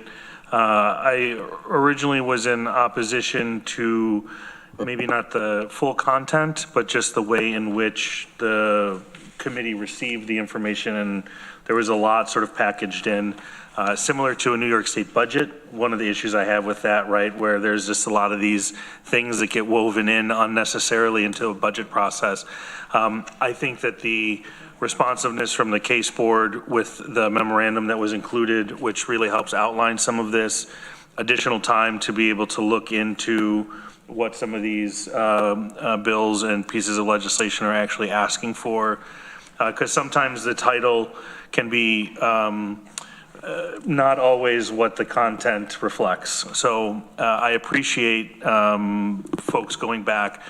While I do trust the case board, I want to make sure that we verify, right? Trust but verify. Some of you can attribute that quote to someone. But I think I'm going to be happy to support this now. I appreciate the way that this was done, and hopefully in the future we can work with this type of format to be able to more easily digest some complex issues that are important to us but are happening at the state level. Any other discussion? Ann. Yeah, I just really wanted to give a big shout out to our case board, our Climate and Sustainable Energy Board that advises the legislature, advises our committee, PEAK, because without them to delve into this, we have several members from there that are working in this industry that have been working on this at the state level, paying attention to what's going on at the state level, that has helped to change state laws. Some of these folks. So thank you for being responsive and doing a lot of work, spending pretty much your whole last meeting that you met this month, repackaging this and spending time, with all the emails going back and forth and revising it. And so we really appreciate that. Thank you. Mike Sigler. So I read through everything. I mean, I didn't dig down into each one of these resolutions. I will say there's a lot there. While some people would view that as a positive, I don't. I think there's too much there, to be honest. I think you need to be much more focused. I guess I really had hoped at this point New York State would listen to constituents a little bit better and kind of reimagine how we approach climate change in New York State. Every person I talk to, it's about the cost of electricity, the cost of electric or natural gas. And maybe not all of these resolutions, but certainly some of them necessarily will raise those costs. There's really no way around it. We talk a lot about, well, we're going to remove some type of tax benefit to oil and gas companies. Or we're going to tax them more, and maybe that will come back to the people. I don't think people necessarily believe that. It's a lot like when people talk about tariffs, right? If you slap a tariff on something, yes, the cost of that thing probably will go up. I guess it's the dimension is how much will it go up? How much will the company eat? Same thing with corporate taxes. You tax a company, and yeah, somebody's going to pay that. It's going to be the consumer. Same thing with rent in Ithaca. If taxes go up a certain amount, then yes, the rent payer is probably going to pay a portion of that, and the landlord will eat a portion of it. So I just simply can't vote for something that's going to raise the price of electricity and natural gas in New York State. And the people I'm talking to are just, they really don't know what to do. When I talk about reimagining too, somebody had said that there's the argument that it costs too much. I'm not making that argument. I'm making the argument that I don't really think we're spending the money on the right things. I don't know why we're subsidizing solar and wind, for example, when they are supposedly now comparable with coal. I would think that this state would want to spend money, give us the $12 million to do the flood mitigation program in the city of Ithaca so that the homes here don't flood and that people don't have to buy insurance. To take that money and invest in the siting of nuclear power plants so that you can have green energy throughout New York State instead of relying on the natural gas power plants in Pennsylvania. The state doesn't use, after all of this, the state doesn't use any less natural gas than it did 5 years ago. In fact, it uses more natural gas. It's just decided to move it off its books and into Pennsylvania. We talk a lot about stop the build out of natural gas. I'm not really sure what that means. We have to repair the natural gas pipelines that are in place, otherwise they become a danger. When the Borger station, if I'm pronouncing that correctly, in Dryden, was upgraded, I didn't see a big outcry. And now the town of Dryden touts that as a big tax benefit to them because it went from an appraisal of about $10 million, I think, to about $50 or $60 million. That's a boom. That's like moving a company and that's worth $40 million. We have a natural gas power plant in New York State up at Cornell. And I read an op-ed, I mentioned this last time, about it. And I don't see much movement on that. I know they're trying to do some type of deep well, and they've been trying that for a number of years, but it just seems to me that if we're going to be investing our taxpayer money into some of these things, there are things that we have to invest in. Upland wetlands, for example, the building of those, river flood controls, New York City pumping. I mean, half the city's underground, and they have pumping stations for everything, but they're not going to be adequate with the level of rain increase that we've seen. So I see huge expenses for it, and I would rather see it into a mitigation effort that will actually see some results as opposed to some of these other efforts. Mike Lane. Most of what's in here I agree with. One thing that bothers me is the idea of ending the 100-foot rule. I think that is not promoting single-family housing the way I think it ought to be. But I'm going to swallow hard, even though that's in there, and I'm going to vote for it. Sean.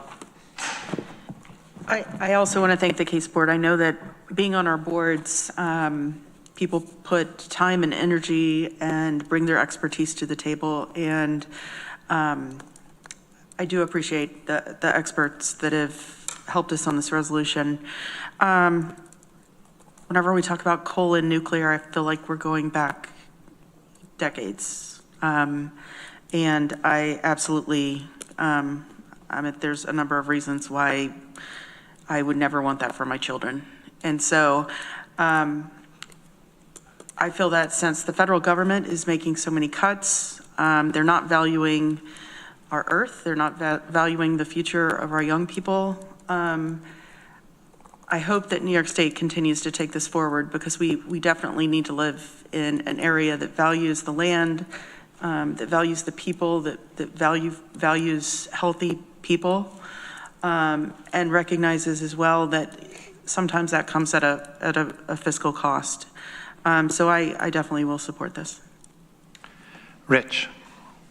Thanks. I voted no at committee because I didn't feel we had enough information. I wanted to, again, as others have said, thank the case board and Brian Eden in particular. He sent some pretty extensive comments. I know he's not here tonight, but thank you, Brian.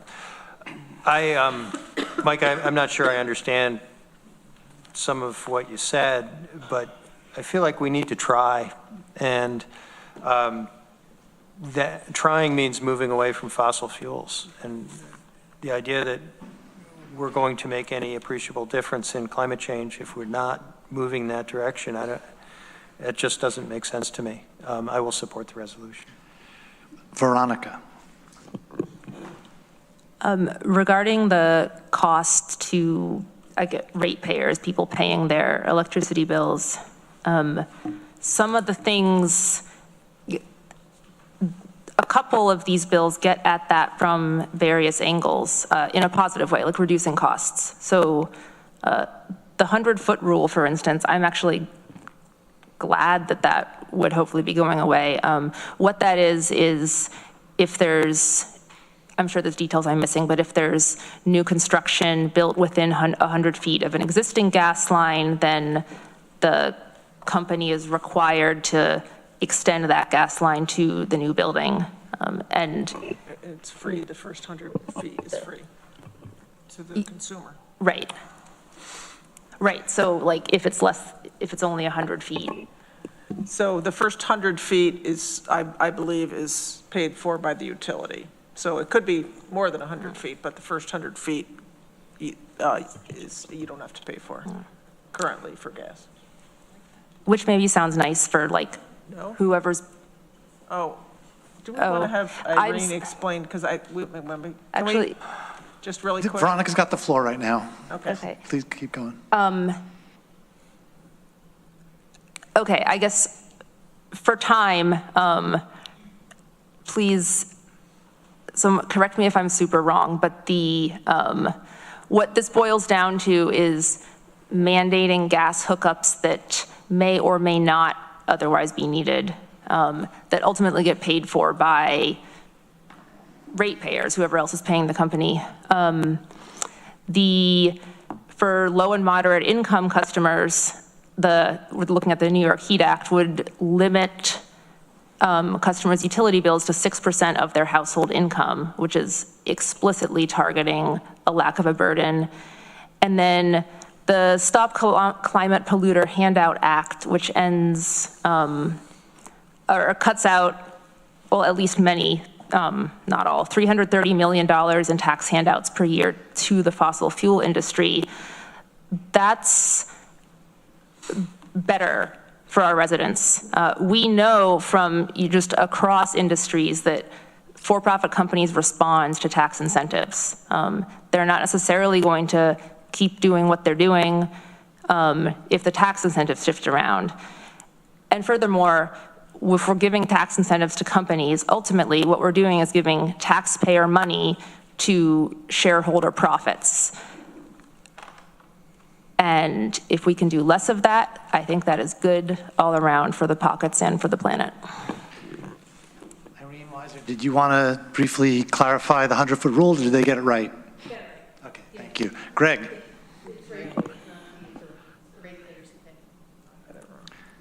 Unless I'm the last one, I'd like to call the question. Yes. You're the last one. Okay, then let's call the question. Without calling the question. Okay, ready for a vote then? Yes. We are on Resolution O. Point of order, Dan? Yes. Don't you have to vote to call the question? Is that what this? We're not calling the question. We're just going straight to the vote. Gotcha. Nobody else was in the queue. So we're on Resolution O. Ready to vote then? All in favor? Please keep your hands up for a minute. 1, 2, 3, 4, 5. Okay, thank you. Opposed? 10-3, the motion carries. Thank you, everybody. We are now going to the part of the agenda for reports, starting with County Administrator Corsa Comfy. You're on. Thank you very much. So I have some very quick updates. We have offered the position of budget analyst to Victoria Kandel, who will be joining us from Monday. We are very excited about the quick turnaround. Lucky for us, she was dismissed from federal government, so she's home waiting to get some things, so we're excited that she'll join us from Monday. She comes with an experience from US Army as well as the Treasury, and we're very excited about that opportunity. The commissioner search is ongoing. We now have our shortlist. We're going to start interview process within the next 3 weeks. So we are still on course to hopefully get somebody or people appointed for those 2 key positions, hopefully in June. So that's the goal, and we hope to be able to meet that. I have the other thing here regarding the conversation about the Medicaid, just to indicate there's about 20% of our population that are receiving Medicaid at the moment. Currently, the contribution from the county, based on the 2025 budget, is about 23% of our tax levy.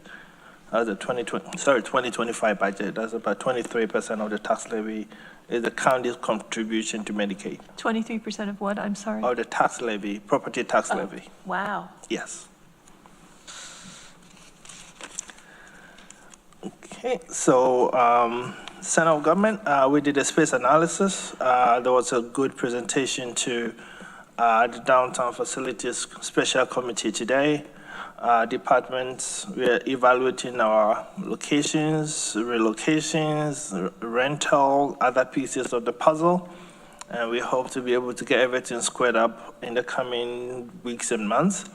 County administration will be required to also move as well. So there's a significant change that will be required to happen for us to be able to move forward with the project. So there's a lot of pieces moving ahead. As you already been informed, we had a tentative approval from SHPO. So we're going through the mitigation discussions with SHPO to be able to get that also, get a letter of resolution or sign up within the coming months. So the pieces are moving forward, and we're very excited about that. Anything else here? Yep, that's all I have. Questions or comments for Corsa? Okay, thank you. Next up is Maury Josephson, our county attorney. Good evening. We have a bunch of things going on. One thing that was mentioned that's kind of exciting because it's an initiative from last year that was deferred, but now we're able to pick it up with the support of the Public Safety Committee, is what is hopefully a joint effort with the City of Ithaca and the City Attorney's Office, IPD, and the Sheriff's Department to enforce cannabis, for local cannabis enforcement against unlicensed dispensaries, which is really, it's an equity issue. Yes. In that there are folks who went to great lengths to comply with the licensing process, and as in any regulated industry, they're being undercut by the bootleggers, so to speak. And we're hoping to do, some part of what we can to disincentivize that kind of operation. The path that we're going to follow, or are planning to follow, is rather than going through adopting a local law and trying to be like the OCM, which occasionally shows up with a SWAT team and folks in military garb and puts on a big show, and then the store is open a couple of days later, is to use the landlord / property owner remedies under Section 715A of the Real Property Actions and Procedures Law, which basically allows us to notify landlords of illegal cannabis activity on their premises and ask them to evict those tenants if they fail to do so, or if they do not diligently prosecute those actions. The county has the right to step into the shoes of the landlord and pursue that eviction proceeding. And the remedies include what can be, fairly hefty fines to the to the owner of the property or the overtenant that is renting to the facility that's engaged in the unlawful operation. So we're looking forward to pursuing that. The first step is to identify the scope of the problem and the owners of the properties, and then go from there. One of the benefits of of this type of enforcement is that that we can have the element of surprise and a potent remedy. We've also been coordinating to a degree, at least, in terms of keeping track of what's happening on the federal level, and I did want to give a short update on that. One thing, I'm sure everybody saw it. We got one of these Dear Colleague letters, which basically says, this is from the Department of Transportation, which basically says if you don't stop your unlawful DEI, so to speak, and do not help us with immigration enforcement, we are going to cut off your federal funding. This particular order, as far as I know, we haven't been asked to certify compliance, so it's it's not an immediate issue, but I would want to point out that a similar type of Dear Colleague letter from the Department of Education, which apparently it still exists for some purposes, was enjoined in the federal district court in New Hampshire. A similar Dear Colleague letter that also directed at educational institutions to try and limit their DEI activities, and the court held that it was it would principally void for vagueness and enjoined it because you can't know what this supposedly illegal DEI is. Yes, Veronica. Super basic question. What does enjoined mean? A court enters an order directing something to stop. So that was one litigation in an area that we're concerned about because we had gotten this Dear Colleague letter and it turned out well. Another one, an area of concern because there are constant threats along these lines are simply that federal funds will be cut off if you do not comply with a particular executive order or 2 or 3 or 4, typically having to do again with either immigration enforcement or DEI. There was an opinion, an injunction out of the Northern District of California in a case that was brought by municipalities from across the country, a bunch of Northern California entities, some cities from the Pacific Northwest, Minneapolis, St. Paul, Santa Fe, and New Haven. And Judge Orrick wrote an encyclopedic opinion enjoining the enforcement basically of those particular threats to cut off federal funding on a multiplicity of grounds, separation of powers, coercive use of federal funding streams, the 10th Amendment prohibiting deputizing local law enforcement to enforce immigration law, vagueness, and violation of the Administrative Procedure Act.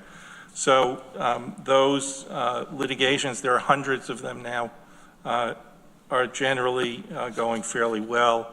We're seeing few of the national injunctions. They seem to be more frequently limited to the parties, but the precedents are out there. Then 3 lawsuits, rather than challenging federal action, where the federal government has sued to try and compel jurisdiction to invalidate local so-called sanctuary ordinances. The city of Chicago was sued, the state of New York was sued over the green light law, and the city of Rochester was just recently sued. These are in the process of being briefed. These are slower moving litigations. They're basically cookie cutter cases that the Department of Justice is now bringing which make the same arguments that federal law is supreme, that these jurisdictions are discriminating against the federal government, and otherwise, discriminating against the federal government. So those are all being briefed, and there should be more opinions on those upcoming. So I will keep everyone up to date. In terms of office activities, other than the exciting stuff, we've been, working on a lot of employment matters, a lot of shelter matters, particularly, and they come up daily in terms of what needs to be done with our real estate developments, both 227 Cherry, and some of it comes over into the center of government as well. Those are all proceeding apace, and our new paralegal is doing very well, so look forward to continuing and happy to answer any questions. Questions or comments for a county attorney? Greg. Yes, thanks, Maury. I appreciate it, and I know how diligent your office is always working. I want to go back to the cannabis thing for a second. Are we not going to show up at the place that's illegally selling cannabis and ask them to stop from a law enforcement perspective, or confiscate the illegal items that are being sold?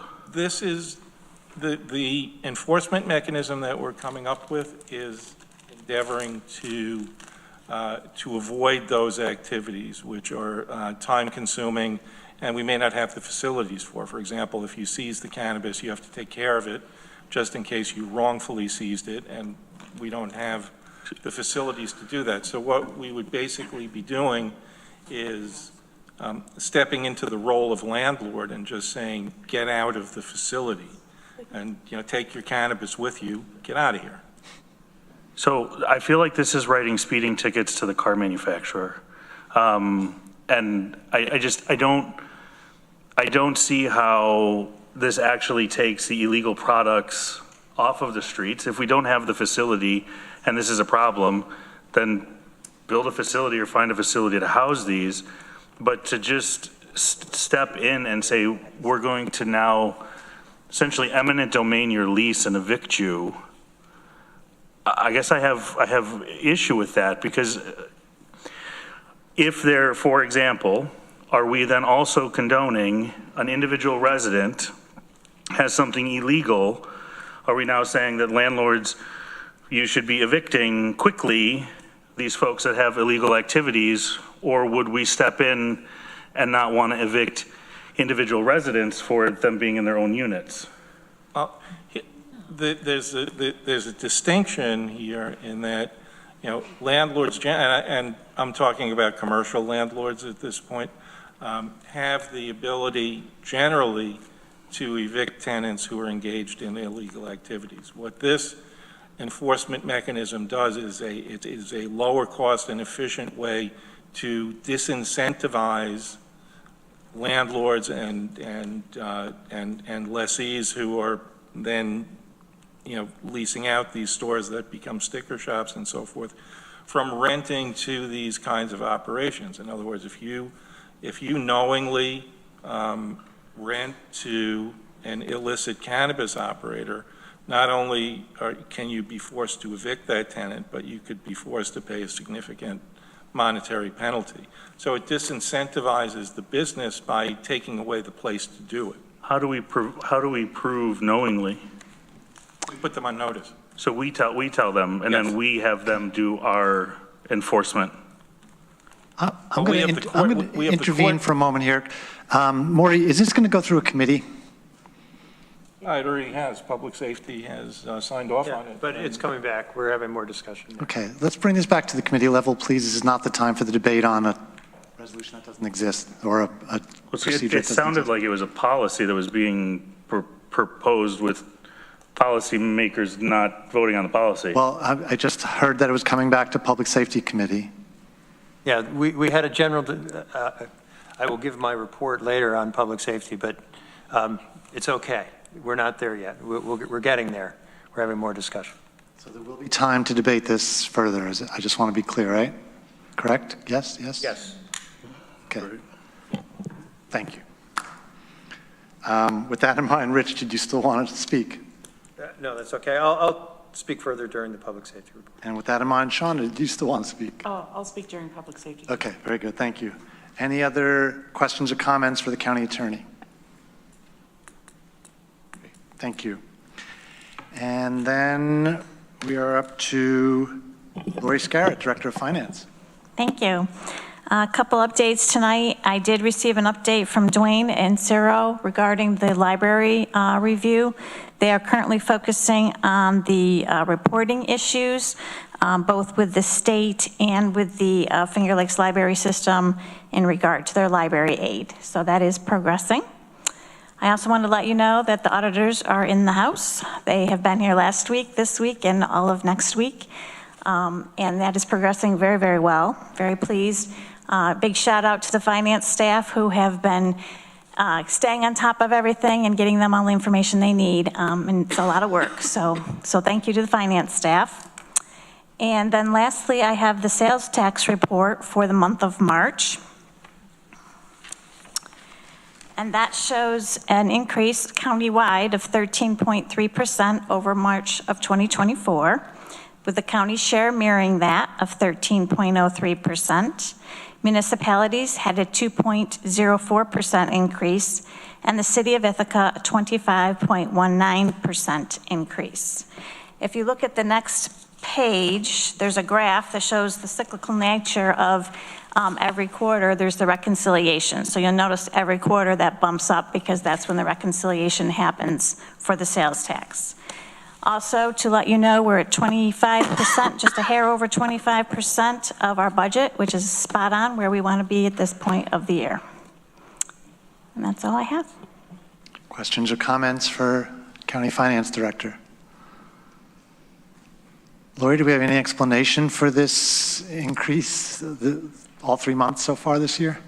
Not really. Okay. I don't have anything specific. We will be doing the quarterly report and all of the quarterly financial reports at BCP this Thursday.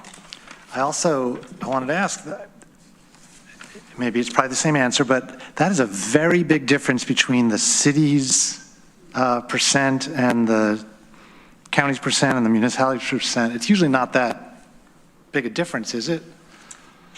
Not usually. I would suspect there's some reconciliation going on, but I don't have the specifics on that. Okay, thank you. Any other questions or comments? Thank you very much. Okay, we are now going to take our 10-minute break. See you all in a little while. Shut up.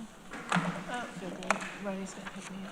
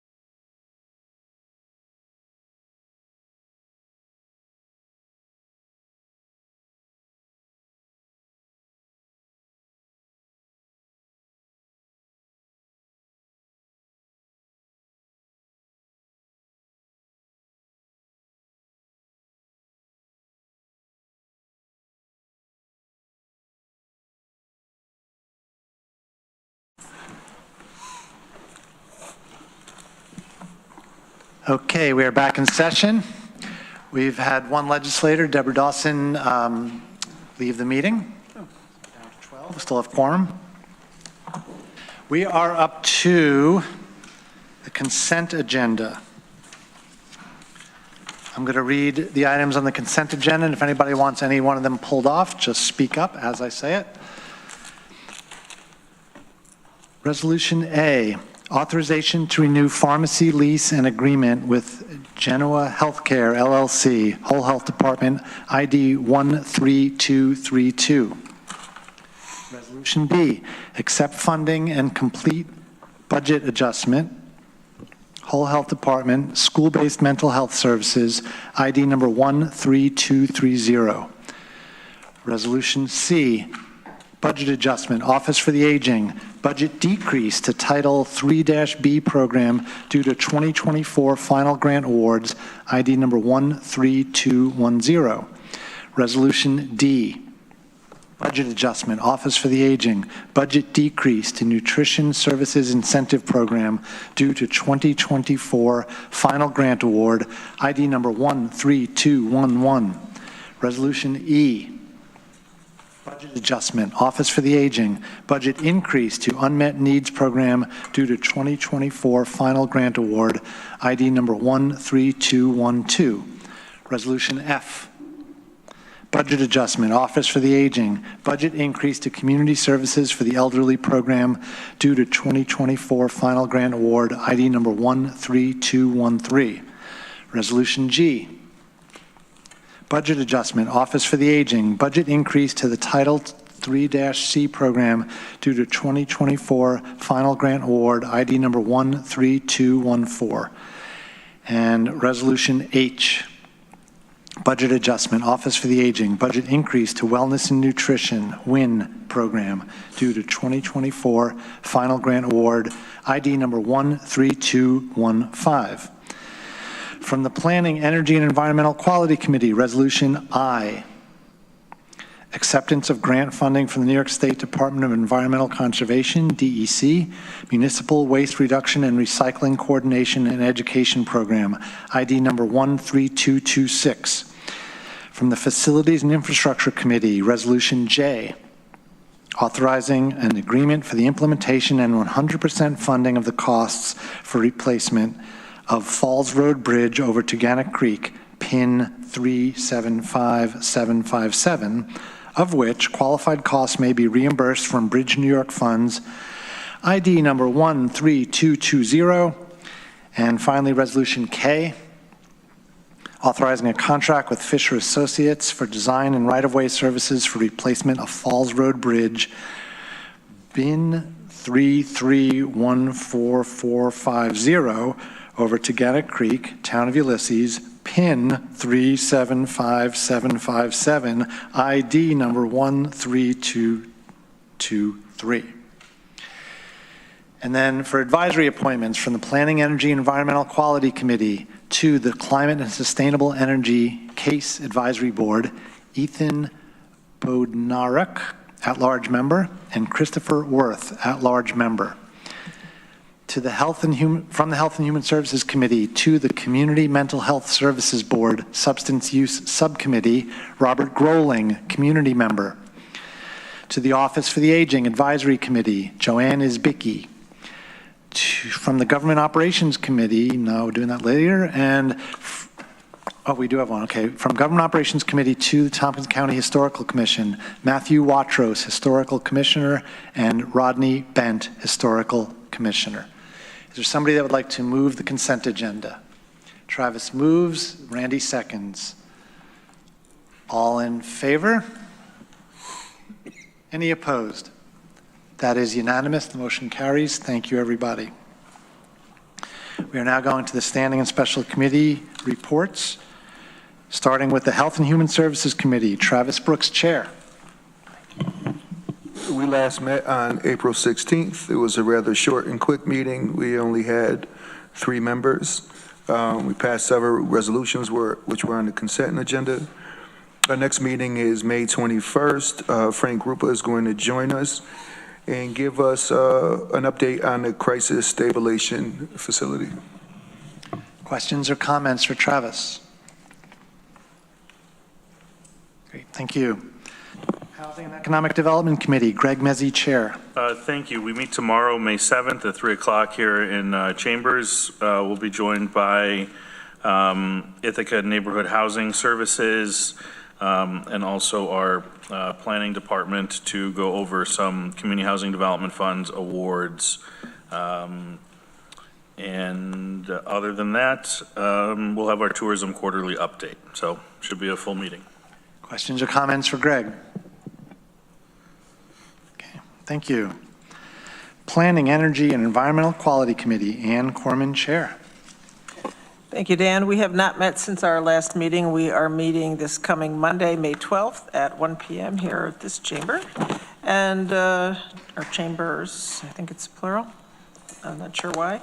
We are having Cornell Cooperative Extension come and to give a report on many of their programs and how they're doing overall.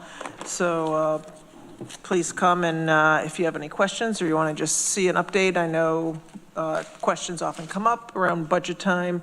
So this is one of your chances to, hear what's going on and to ask them questions if you have them. We also, from the Department of Recycling Materials Management, we have a couple of resolutions.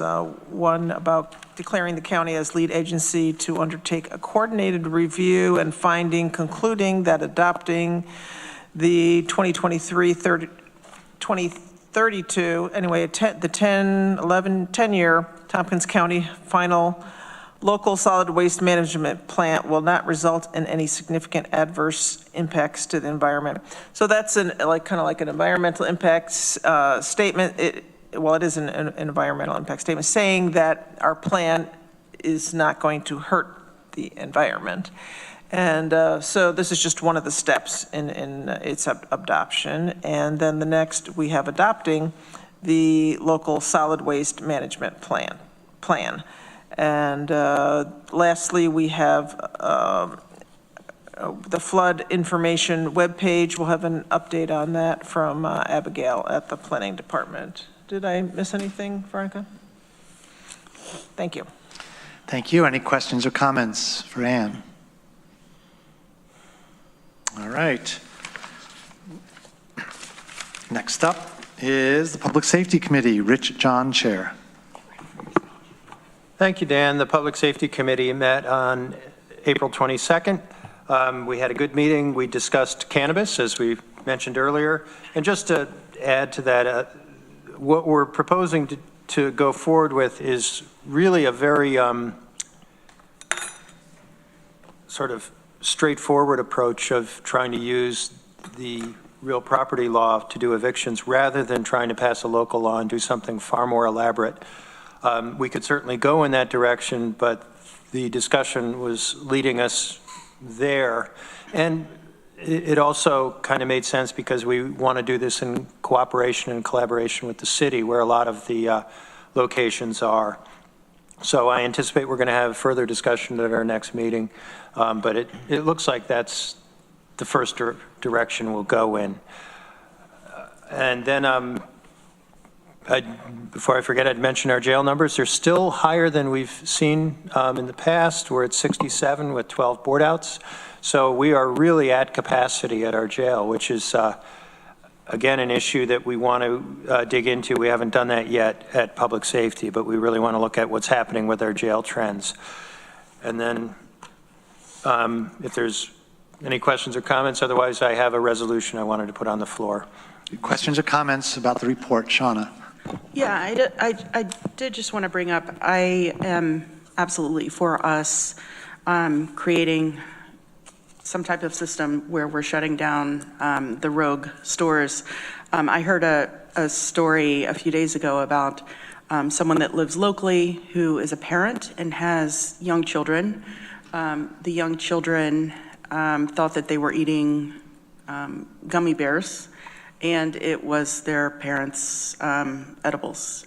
And, unfortunately what happens is whenever we have these stores that are opening up, many of the packages are marketed towards kids. And so it looks like Sour Patch Kids or Cheetos or Oreos or Fruit Loops or whatever. And that's not okay. Like, the other part of that is that whenever cannabis, pot, marijuana, whatever you want to call it, is sold in the store, they have to go through very specific packaging so that, for one, it's not marketed towards kids, but also it's very hard to get into these packages many times.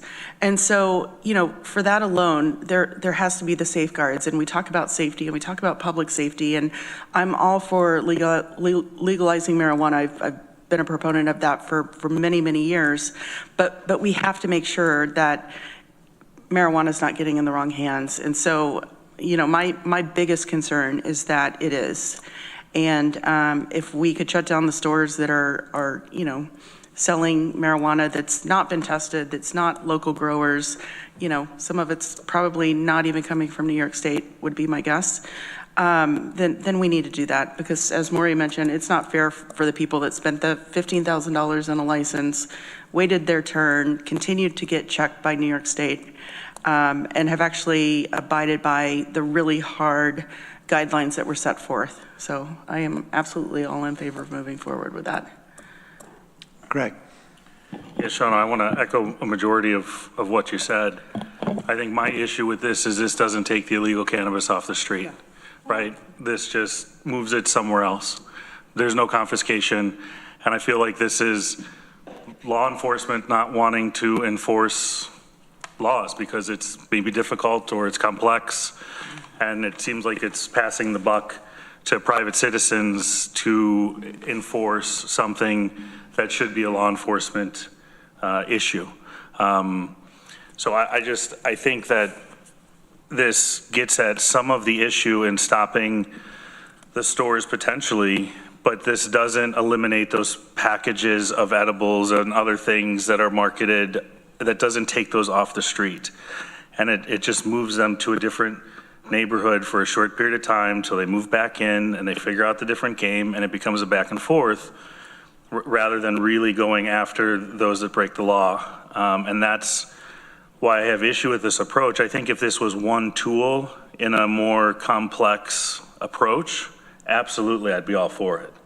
But if this is it seems like the only way that we'll enforce illegal cannabis, I'll use the expression, it seems like a cop-out. Randy. Yes, Rich.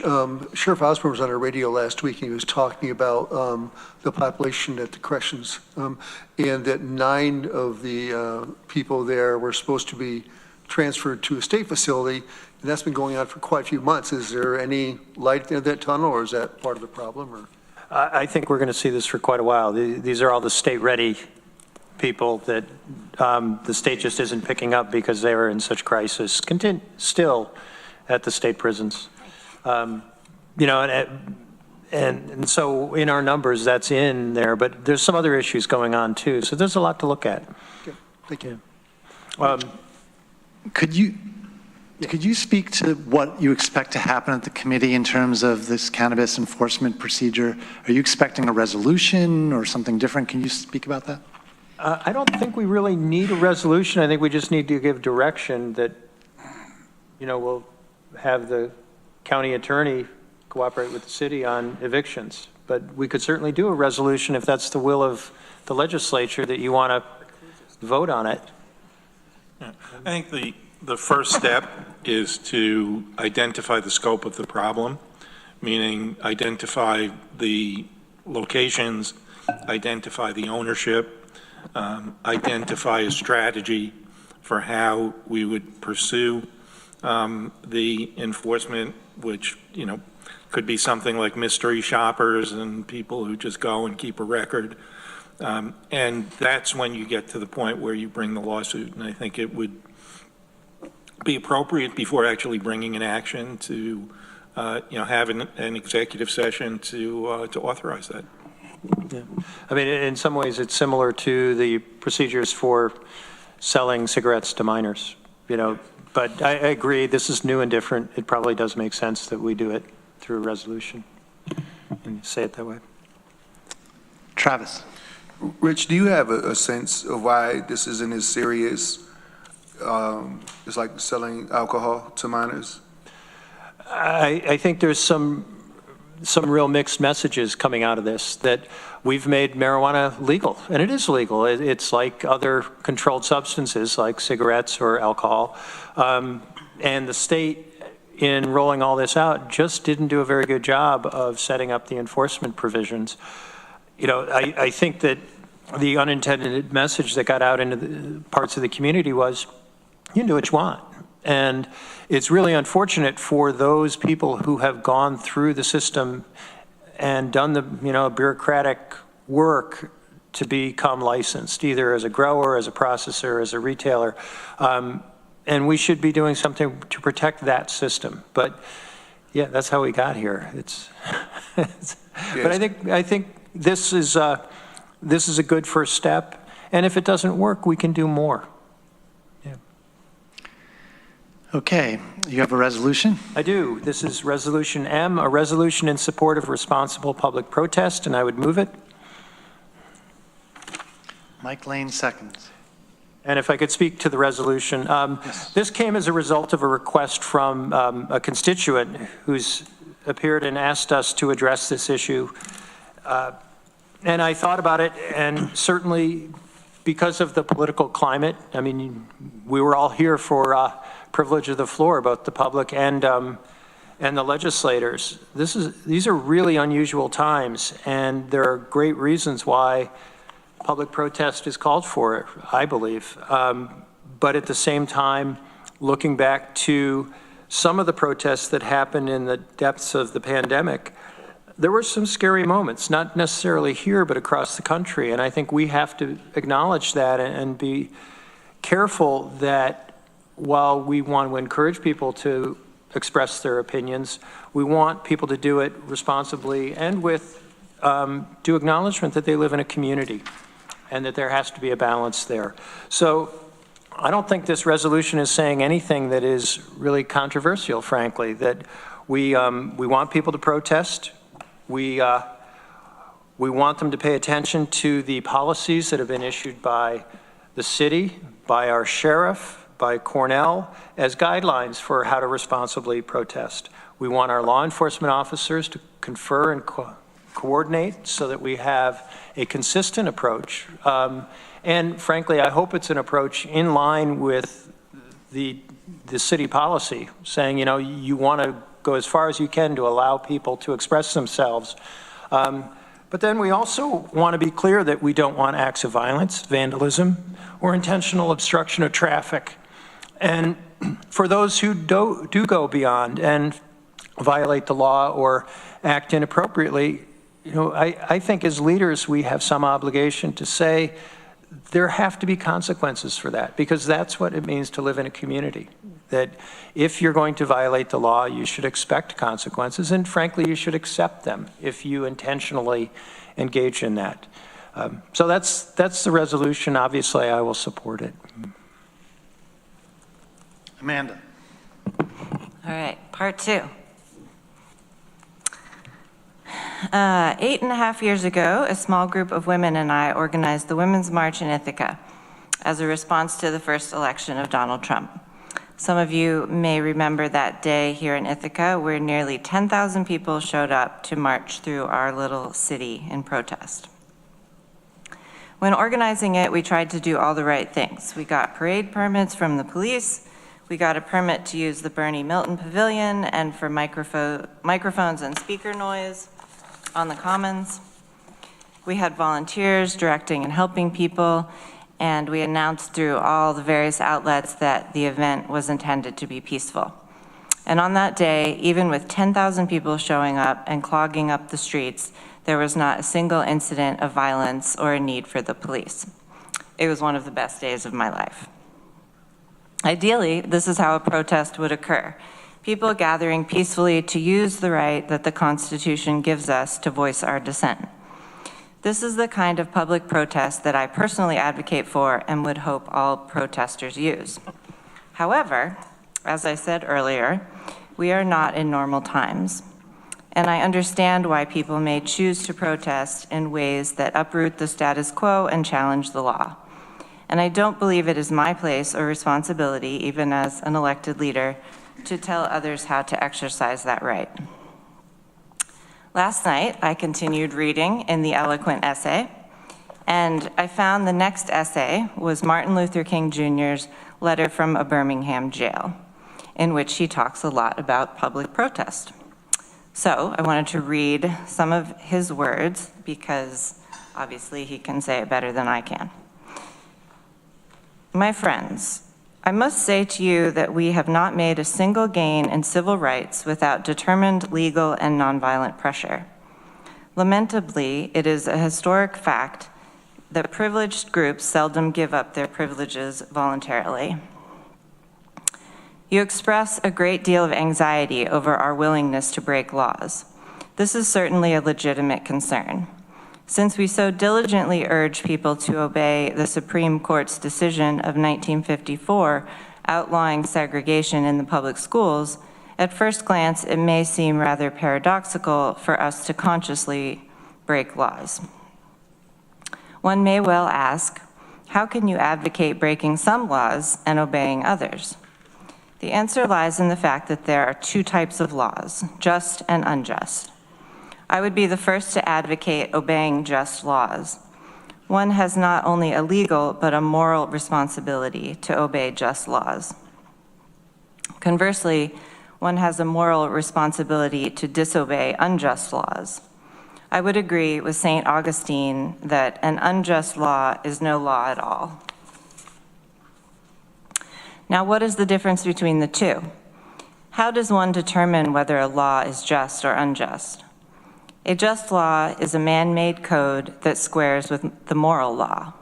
An unjust law is a code that is out of harmony with the moral law. Any law that uplifts human personality is just. Any law that degrades human personality is unjust. Sometimes a law is just on its face and unjust in its application.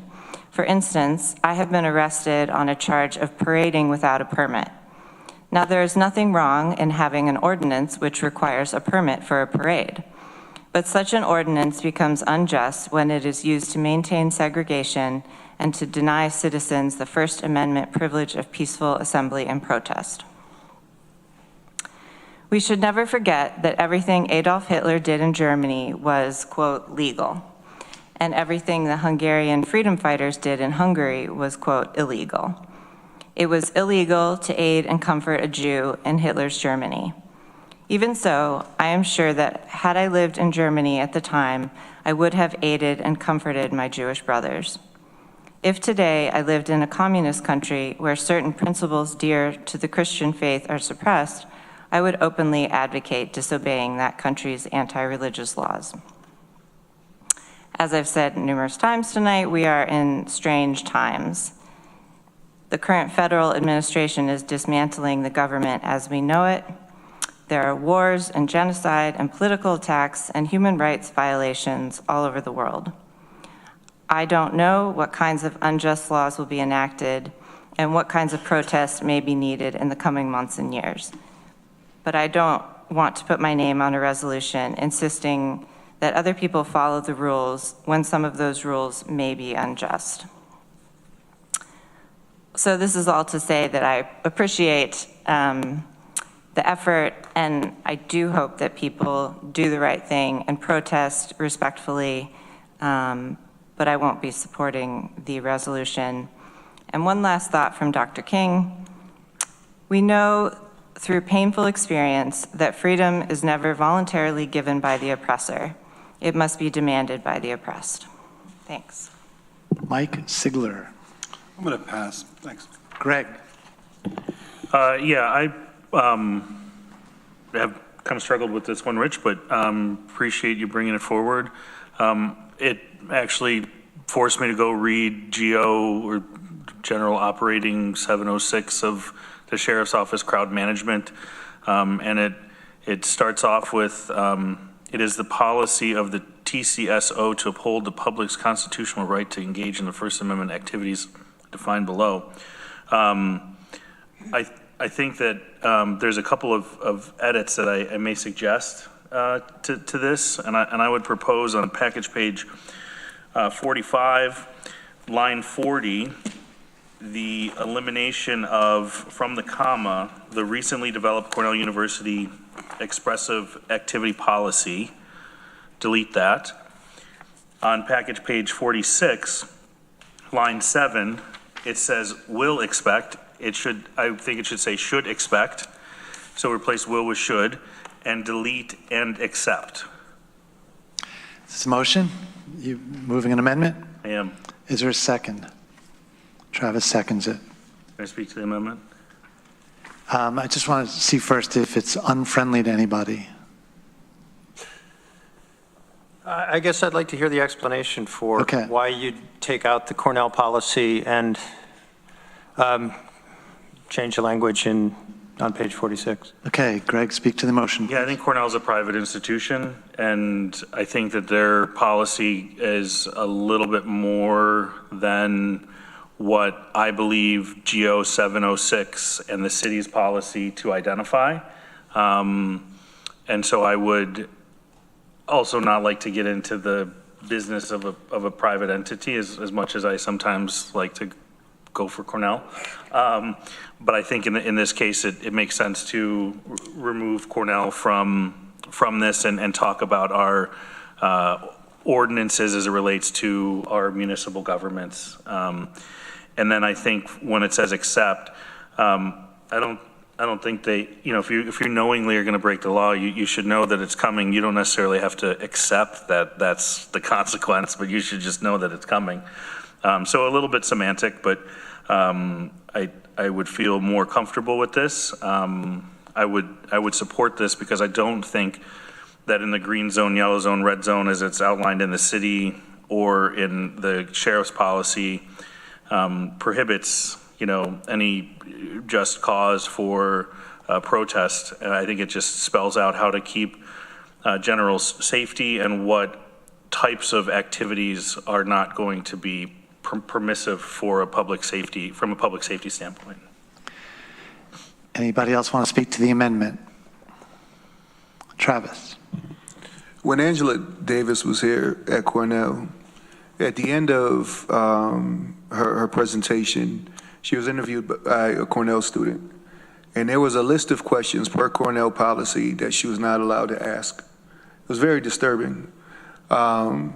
Sounds that students couldn't make, all kinds of things that were against Cornell policy. So I'm not quite sure if I'm going to support all of this to begin with, but I definitely am not going to support it with Cornell's policy being part of this. Anybody else speak to the proposed amendment? Rich. If that would get a couple votes, I'd be fine taking out Cornell's expressive activity policy. I think it's a useful guideline, but if that isn't there. As to the changes on page 46, you know, I put that in because of Martin Luther King. That's what he did. He said, yeah, I understand what I'm doing and I do accept the consequences of it. That was the bravery of what he did. So I kind of like that language. If it's friendly, I'll remove the stuff on 46 and just stick with the removal of Cornell's policy. Okay, so you're amending your amendment? No, I maybe withdraw my first amendment and make a new one to eliminate the line 40 on page 45. Okay, so Travis seconds that. We good?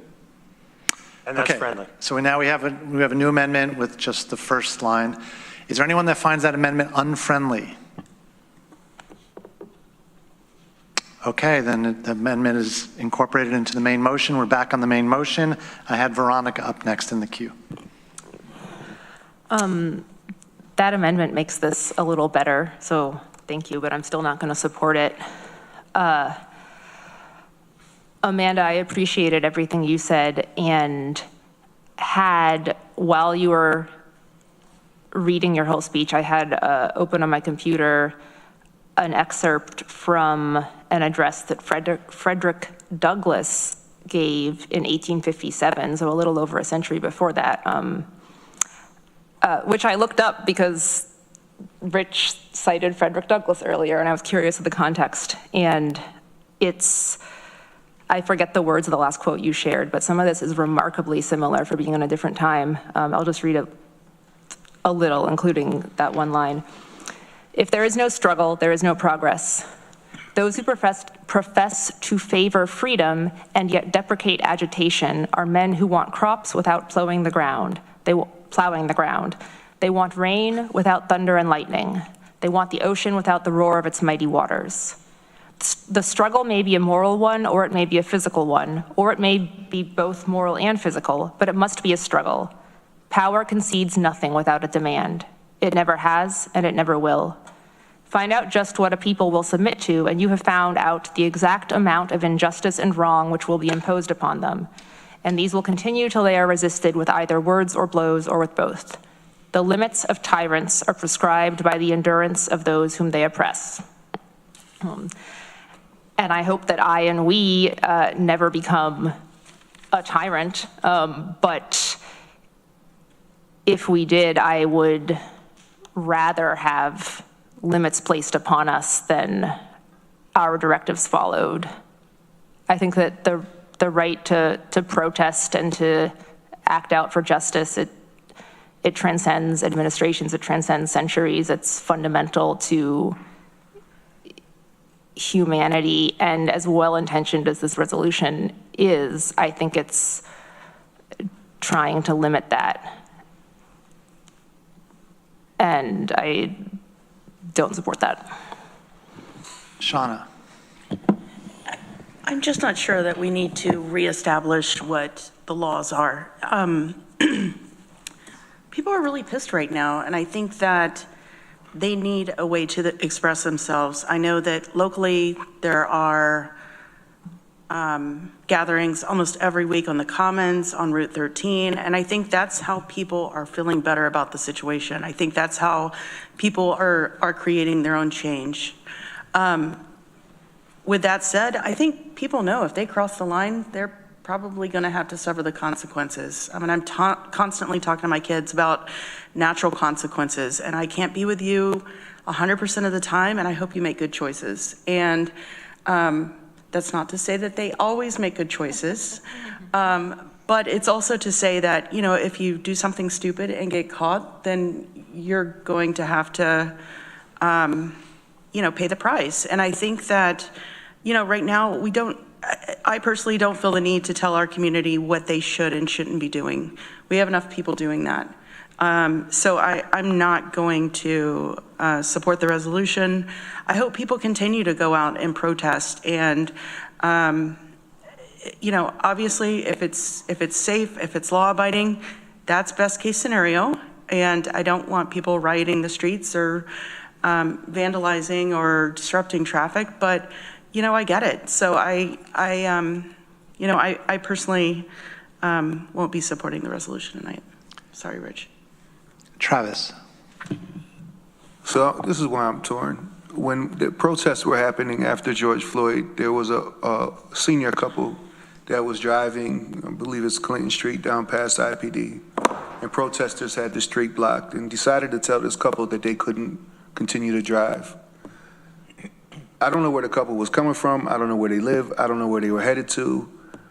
And I remember seeing the videos on Facebook, and I kept thinking to myself, what if that was my grandparents? I don't know where they were going. What if there was an emergency? What if this couple had no idea, if they weren't from Ithaca and they had no idea where they were going? I couldn't understand why this couple couldn't be let through by the protesters. Nobody knew the couple. Nobody knew what they were dealing with. And this is right in front of IPD. And so my concern is that when we have protests, if people feel that's okay, people feel blocking the streets, not knowing where somebody's headed, where they're coming from, what their story is, are we harming innocent people in the community? The protesters at that point in time, they just didn't let the folks do it. It took a while. They were screaming at them, yelling at them. It just was an ugly incident for this older couple. So do I think something like this needs to happen in order for this not to happen in the future? I don't know. I don't know if protesters say, oh, shoot, this is a yellow offense or this is a red offense. I can't do that. Once your emotions get to a certain place, I don't think you're thinking about colors and zones. So I understand why this may have been offered. I saw that and I thought that was just beyond ugly and dangerous for that couple. At the same time, if we had this policy, I don't know if the people would have said, wait, guys, this is a red zone, let's back up. So I don't know if it's necessary. I've got Ann, then Greg, then Lee, and then I'm going to take a turn.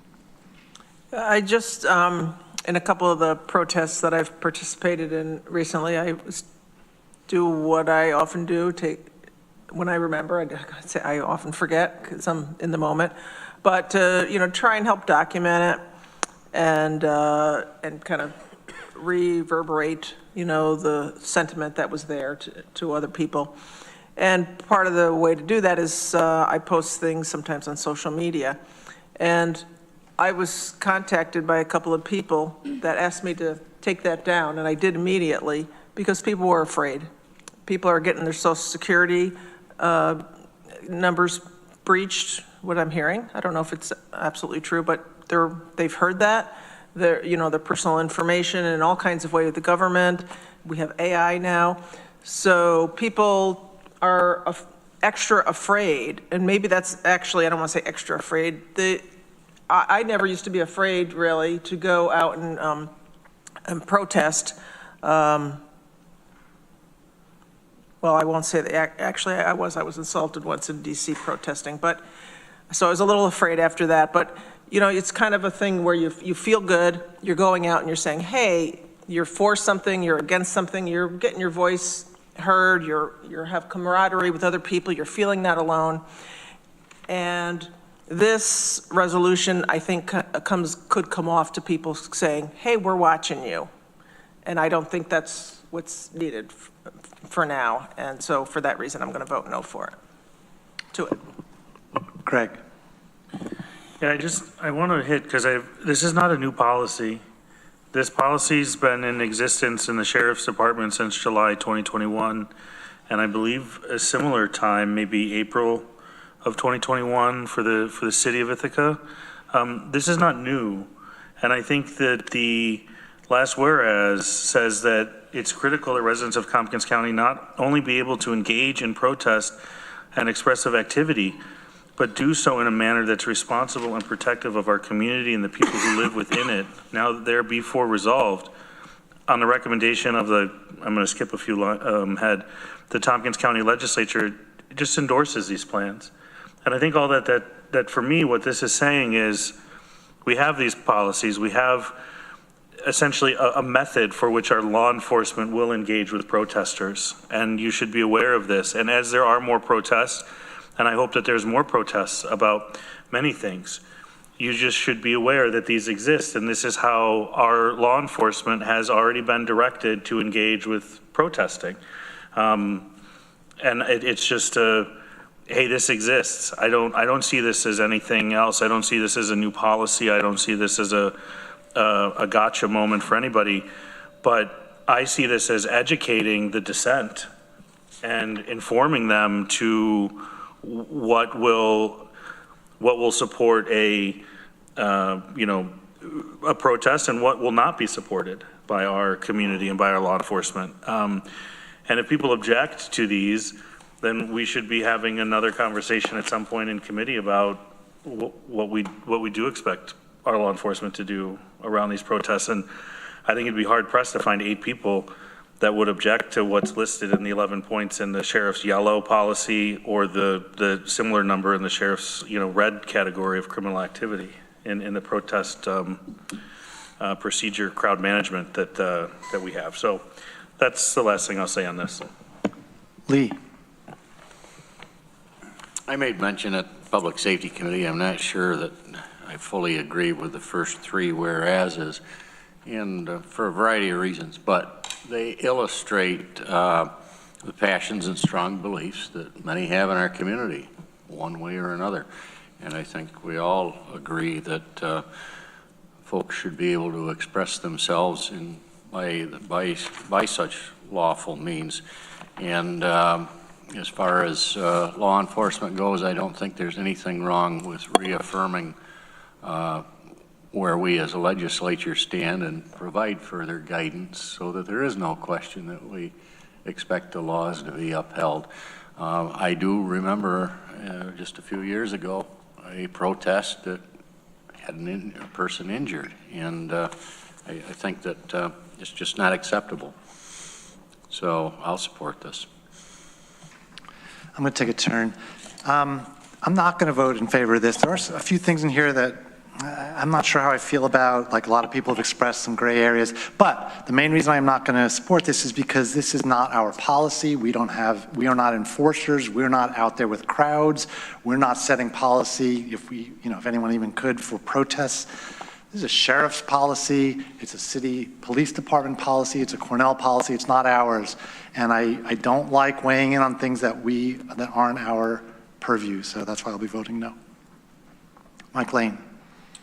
I just want to say I very much agree with Greg's comments. Anybody else? Resolution M.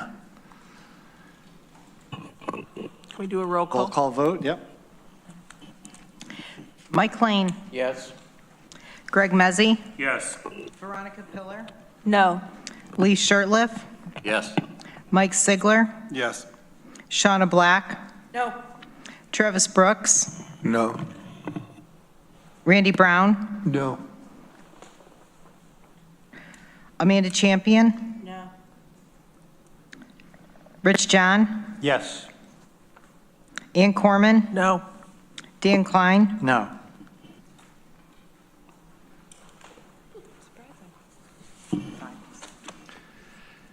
The motion fails 5-7. Rich, did you want to wrap up anything with Yes, public safety? the Public Safety Committee will meet on May 27th at 1 o'clock. Any further questions for Rich? Okay, thank you. Next up, Tompkins Intergovernmental Relations Committee. Shauna Black, Chair. Thank you very much. Our meeting is tomorrow, and we have a very full agenda. We're going to be joined, first off, by Dr. Amy Kremenek from TC3. In our last meeting, we ran out of time and she had to leave for another meeting. So we are going to get a short update on TC3 and how they're doing. Followed by NISAC is going to report on the state budget. My understanding is that I believe it's being voted on right now, or what was it? I literally just saw an update that it's moving along. I think by the end of the week, they're thinking hopefully it will be passed. And then NISAC will be here, as I mentioned, doing an update. Harris from the governor's office will be here as well. Cornell, and then we will be joined by Amanda Spelcy from Senator Schumer's office and Senator Gillibrand's office. Austin Ponce will be here. So I think for the most part, the conversation is probably going to stem around what budgets are going to look like. It's budget time, as well as listening to the response from local governments on how they're dealing with some of the news coming out of Washington, D.C. Questions or comments for Shauna? Ann? Yeah, I know it was asked before, but I just wanted to see if you could give a copy of the resolution that we passed tonight regarding the climate change issues to NISAC and the governor's representative. Sure. I don't know if there's time to get a bow, that was suggested, but. Yeah, they're going to be here in person, so we'll hand those off to them. Thank you. Katrina, were you saying you have a bow? No. Okay, sorry. Other questions or comments for Shauna? The Tiger Committee. Okay, thank you. Next up, Workforce, Diversity and Inclusion Committee. Veronica Pillar, Chair. Thank you, Dan. Workforce Diversity and Inclusion Committee, Advisory Committee, has not met since our last meeting here, and we are next meeting on Wednesday, May 28th at 3 o'clock. Questions or comments for Veronica? Thank you. Budget, Capital and Personnel Committee, Mike Lane, Chair. We'll meet next on Thursday, May 8th at 9 a.m. Since our last legislature meeting, we began our budget process with a retreat, as we do annually. And we all met, and we had a presentation from our county administrator who went through a lot of the dashboard of changes in the economy and what we might be expecting, and some of the preliminary figures for expenses and costs for the coming year, 2026. I want to commend him on doing a nice job for us. When he talked to us about, and please correct me if I'm wrong, Corsa, but he talked to us about the way he wanted to approach by talking with his department heads and working through their budgets to understand exactly what they need and not necessarily what they want. And I thought that was good. But we felt it was a little different than what we normally do in these first retreat sessions. We felt that we're going to need another check-in. And so we're going to plan to have another retreat in July, and we're going to see where Corsa feels the process is. We certainly want to thank not only Corsa but his staff that was there and worked very hard to bring us facts and figures. So I thought that was a good process that we did. Questions or comments for Mike? Okay, thank you. Community Recovery Fund Advisory Committee, no report. Downtown Facilities Special Committee, Randy Brown, Chair. Thank you, Dan. We had a meeting this morning. It was about 2 hours, and we covered a lot of ground. Of course, this filled us in on SHPO a little bit. We did talk about the deconstruction process, and if we get and should get from SHPO the approval, it's going to have some hurdles we'll have to deal with for that. But the plan is to try to deconstruct all 3 buildings in a sequence. And that would include the Annex C, where the assessment office is and the Board of Elections, and we have to focus on relocating them. There's a lot of discussion about that. And so that's not definitely going to happen, but that's what we're focused on doing. Transparency is going to be a big part of that. There's already been some work done preliminary on those buildings, assessing asbestos and those kinds of issues. So that work is already started and ongoing, and we're on schedule as we planned. One of the big issues is going to be which departments are going to be in the new Center of Government building. And it was, there'll be a resolution that we're going to do for the facilities meeting later this month to determine in that committee which departments are actually go in this building. And one of the discussions was that the Board of Elections would not be in this new building. It would go someplace else. The other thing we talked about was how we're going to relocate IT, and the discussion was that on the 3rd floor of the old jail would be the place that'd be vacated in the process. But all those things that are moving targets, that's just a preliminary discussion on that. One of the things that Holt did a good presentation on a lot of issues and parking needs. And one of the things we talked about was community engagement discussion. And we're going to have a small group of people. Mike Lane and Andy Corman have agreed to be on that engagement group. There'll be some staff as well, and they want to get that process going well so we can start doing some community engagement fairly soon, because that could delay the process a little bit. That's it. Questions or comments for Randy? Okay, thank you. Facilities and Infrastructure Committee, Lee Shurtleff, Chair. Thanks, Dan. The Facilities and Infrastructure Committee met on April 17th and substantial part of what we discussed was on the consent agenda. I do want to talk just briefly a little bit about the Highway Department report, which Jeff Smith and Nick Ensign rolled out the 2025 highway roadwork maps, and those have been distributed as well.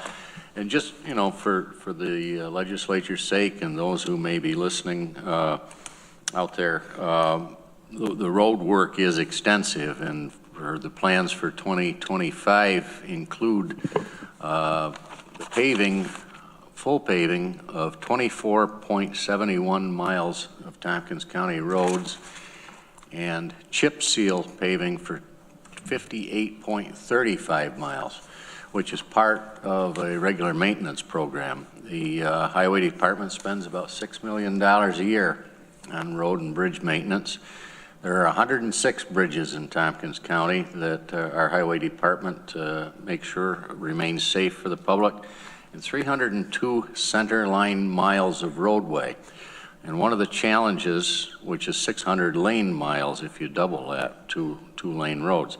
But one of the challenges they've got in doing the paving, to do full-blown paving on a road, costs about $200,000 a mile. Just a short period of time ago, it was $125,000 per mile. So you can tell where some increases and challenges are. For chip sealing and paving, you're looking at an expenditure of about $15,000 a mile, and that's 2/3 of the work they're doing. And at one point it was $10,000. So the Highway Department remains diligent on seeing that the roads are maintained, but as you can tell, the costs are part of that. And I just want to make mention that Jeff Smith has announced his retirement later in the year. Of course, I'm sure we'll be outlining the process for replacement. I've had the honor and the privilege to work with Jeff in various capacities since he came to Tompkins from Franklin County. And I want to tell you that if anybody in county government ever exemplified public servant that ascribed to the principles of interdepartmental and intermunicipal cooperation, Jeff was one of those people. And we're going to miss him, but we congratulate him and hope that he enjoys his well-deserved retirement. So, thank you. Thank you. Questions or comments for Lee? Veronica. This is just a comment. I wanted to appreciate there was a, what do you call it, a Gov delivery message from the county, from the highway and bridge construction updates announcing road work season. And it was, well, one, people always say there's only 2 seasons here, winter and construction, so it's nice to see that acknowledged. But also just, it was a good, concise reminder to keep road workers safe, and it has in it the maps of the chip sealing and paving, and I just really appreciated that kind of communication. So thanks. Appreciate that feedback, Veronica, and I'm glad you mentioned that. There was some discussion at the committee level and some encouragement for signage in the areas that the construction would be taking place on, use of signboards and the county siren system. And Jeff did make mention that ditching is a huge part of the work that has to happen. And as we're being reminded just driving in here tonight, as he said, we live and die by the drainage. So a lot of the efforts are on making sure that we have proper drainage as they approach those projects. Randy, did we have anything else? I think so. I got a couple of questions first. Ann, or comments? Thank you for the report.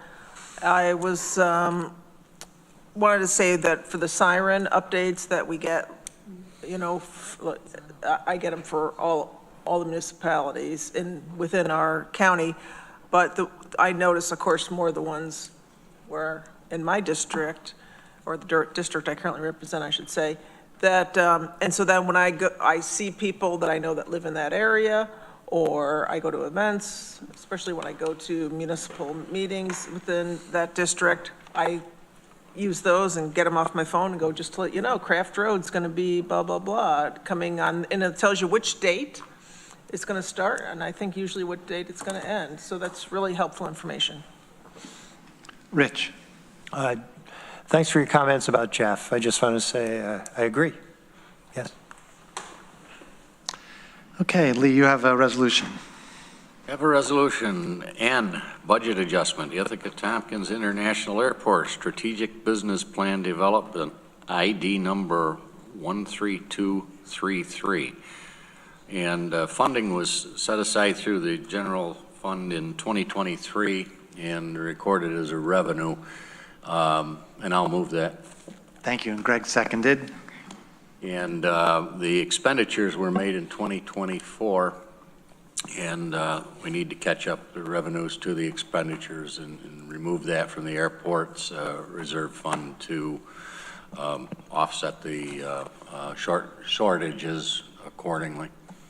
Okay, discussion, resolution N. Ready for a vote then? All in favor?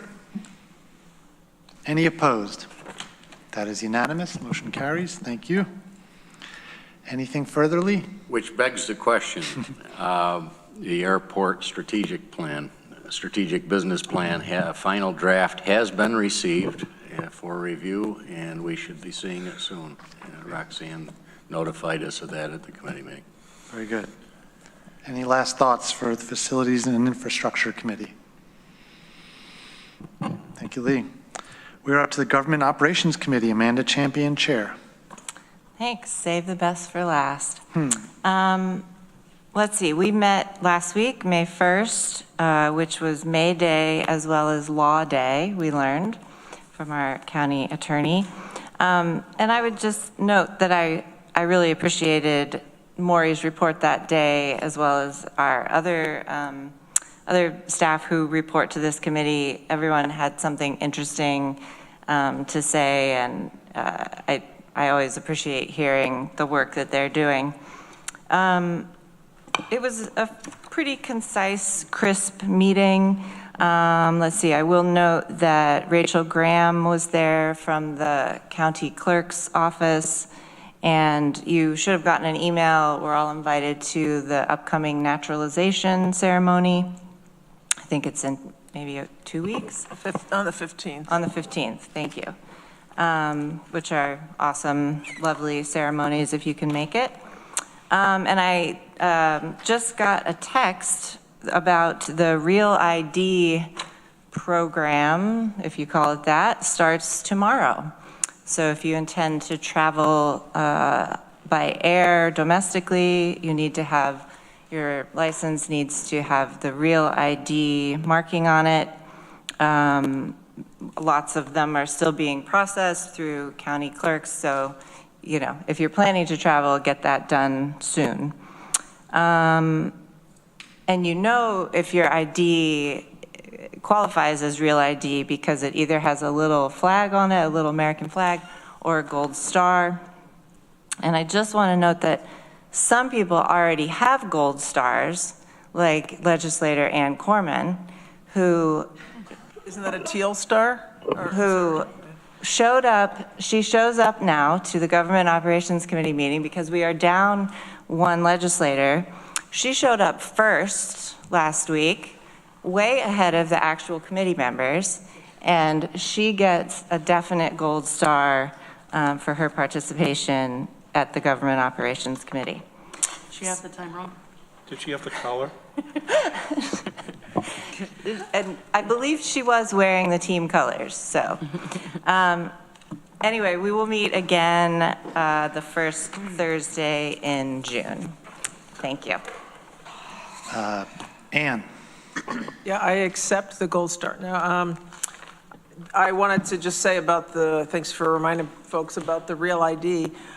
I brought this up recently going through TSA, coming back from Florida, as I often do, and I said, well, and they were reminding people that you're going to need something, and I said, oh, I got my Real ID, and they said, well, you're lucky you're from New York, because I don't remember the percentage, but Florida, you can't just do this, you have to get a passport. So there's a lot of states that don't have this, so we are pretty lucky that you can just up your regular thing and carry it with you. Interesting. You know, it's Yeah. a lot easier to carry with you than your passport. Wow, I didn't know that. Okay, well, get your real ID. It is pretty easy. Greg? Yeah, I said this at the committee meeting, but I think it's worth saying again. In my other capacities, I spend some time at the DMV this time of year, registering different things. And I've probably been there once a week for the last several weeks, and the lines have been out the door, but are so efficiently processed and moved through. And real kudos to the folks at our local DMV, because they're just, I think, constantly inundated with people trying to update their IDs, and they're doing an amazing job handling it. It took me from the front door to zigzag all the way through, only about 20 minutes of waiting, where I feel like at any other DMV, you would have been there for hours and hours. So big shout out to our folks there, because it's a lot of extra work for them. Okay, anybody else? Questions or comments on the committee report? Okay. We have our, I have resolutions. yeah, so they're individual file resolutions, but they're your committee, so we'll just put them in now. Yeah. Okay, so I would move the approval of the amended bylaws for the Tompkins County Public Library Board of Trustees. Travis seconds. Discussion. I can just say that the only change is that we are moving from 12 members to 15, and this was approved by the trustees. And just as a reminder, these are in your red folder, and there's the resolution itself and the list of trustees was Are we put doing onto them the together? agenda. No, I'm Yeah. just saying they were both put onto the Yeah. agenda. Okay. Any further discussion on Resolution P? Okay, let's have a vote then. All in favor? Any opposed? That is unanimous. That carries. Okay, and then I would move the appointments to the Tompkins County Public Library Board of Trustees. And this would be Cynthia Menino, Carrie Bauer, Raina Florentine Gambrel, Emily Sanders Hopkins, Beth Osborne, Laura Kraus, and Jason Kovari. Is there a second? Travis seconds. Discussion. I just, having served on the committee that, or the ad hoc committee with Amanda and Dan that went through the applications, I wanted to thank all the people that applied. We had great applications here. It was really hard to decide because there were so many very qualified, enthusiastic people who wanted to help the library. I wanted to thank our clerks because there was a lot of work. We did interviews, and the organization and scheduling took a long time. And Dan and Amanda in particular, thank you for shepherding this, Amanda. But I enthusiastically support these candidates for the library board. Any further discussion? Okay, let's have a vote then. All in favor? Any opposed? So, did we do the process right? Are we all good? Can we put a bow on it? Okay, thank you. Amanda, anything else from your committee? Oh, no, I don't think so. Thank you. Anybody that would move the minutes of the previous meeting, April 15th, 2025? Ann moves, Veronica seconds. Any discussion? Okay, let's have a vote then. All in favor? Any opposed? That is unanimous. Thank you, everybody. Is there any unfinished business? Mike Lane.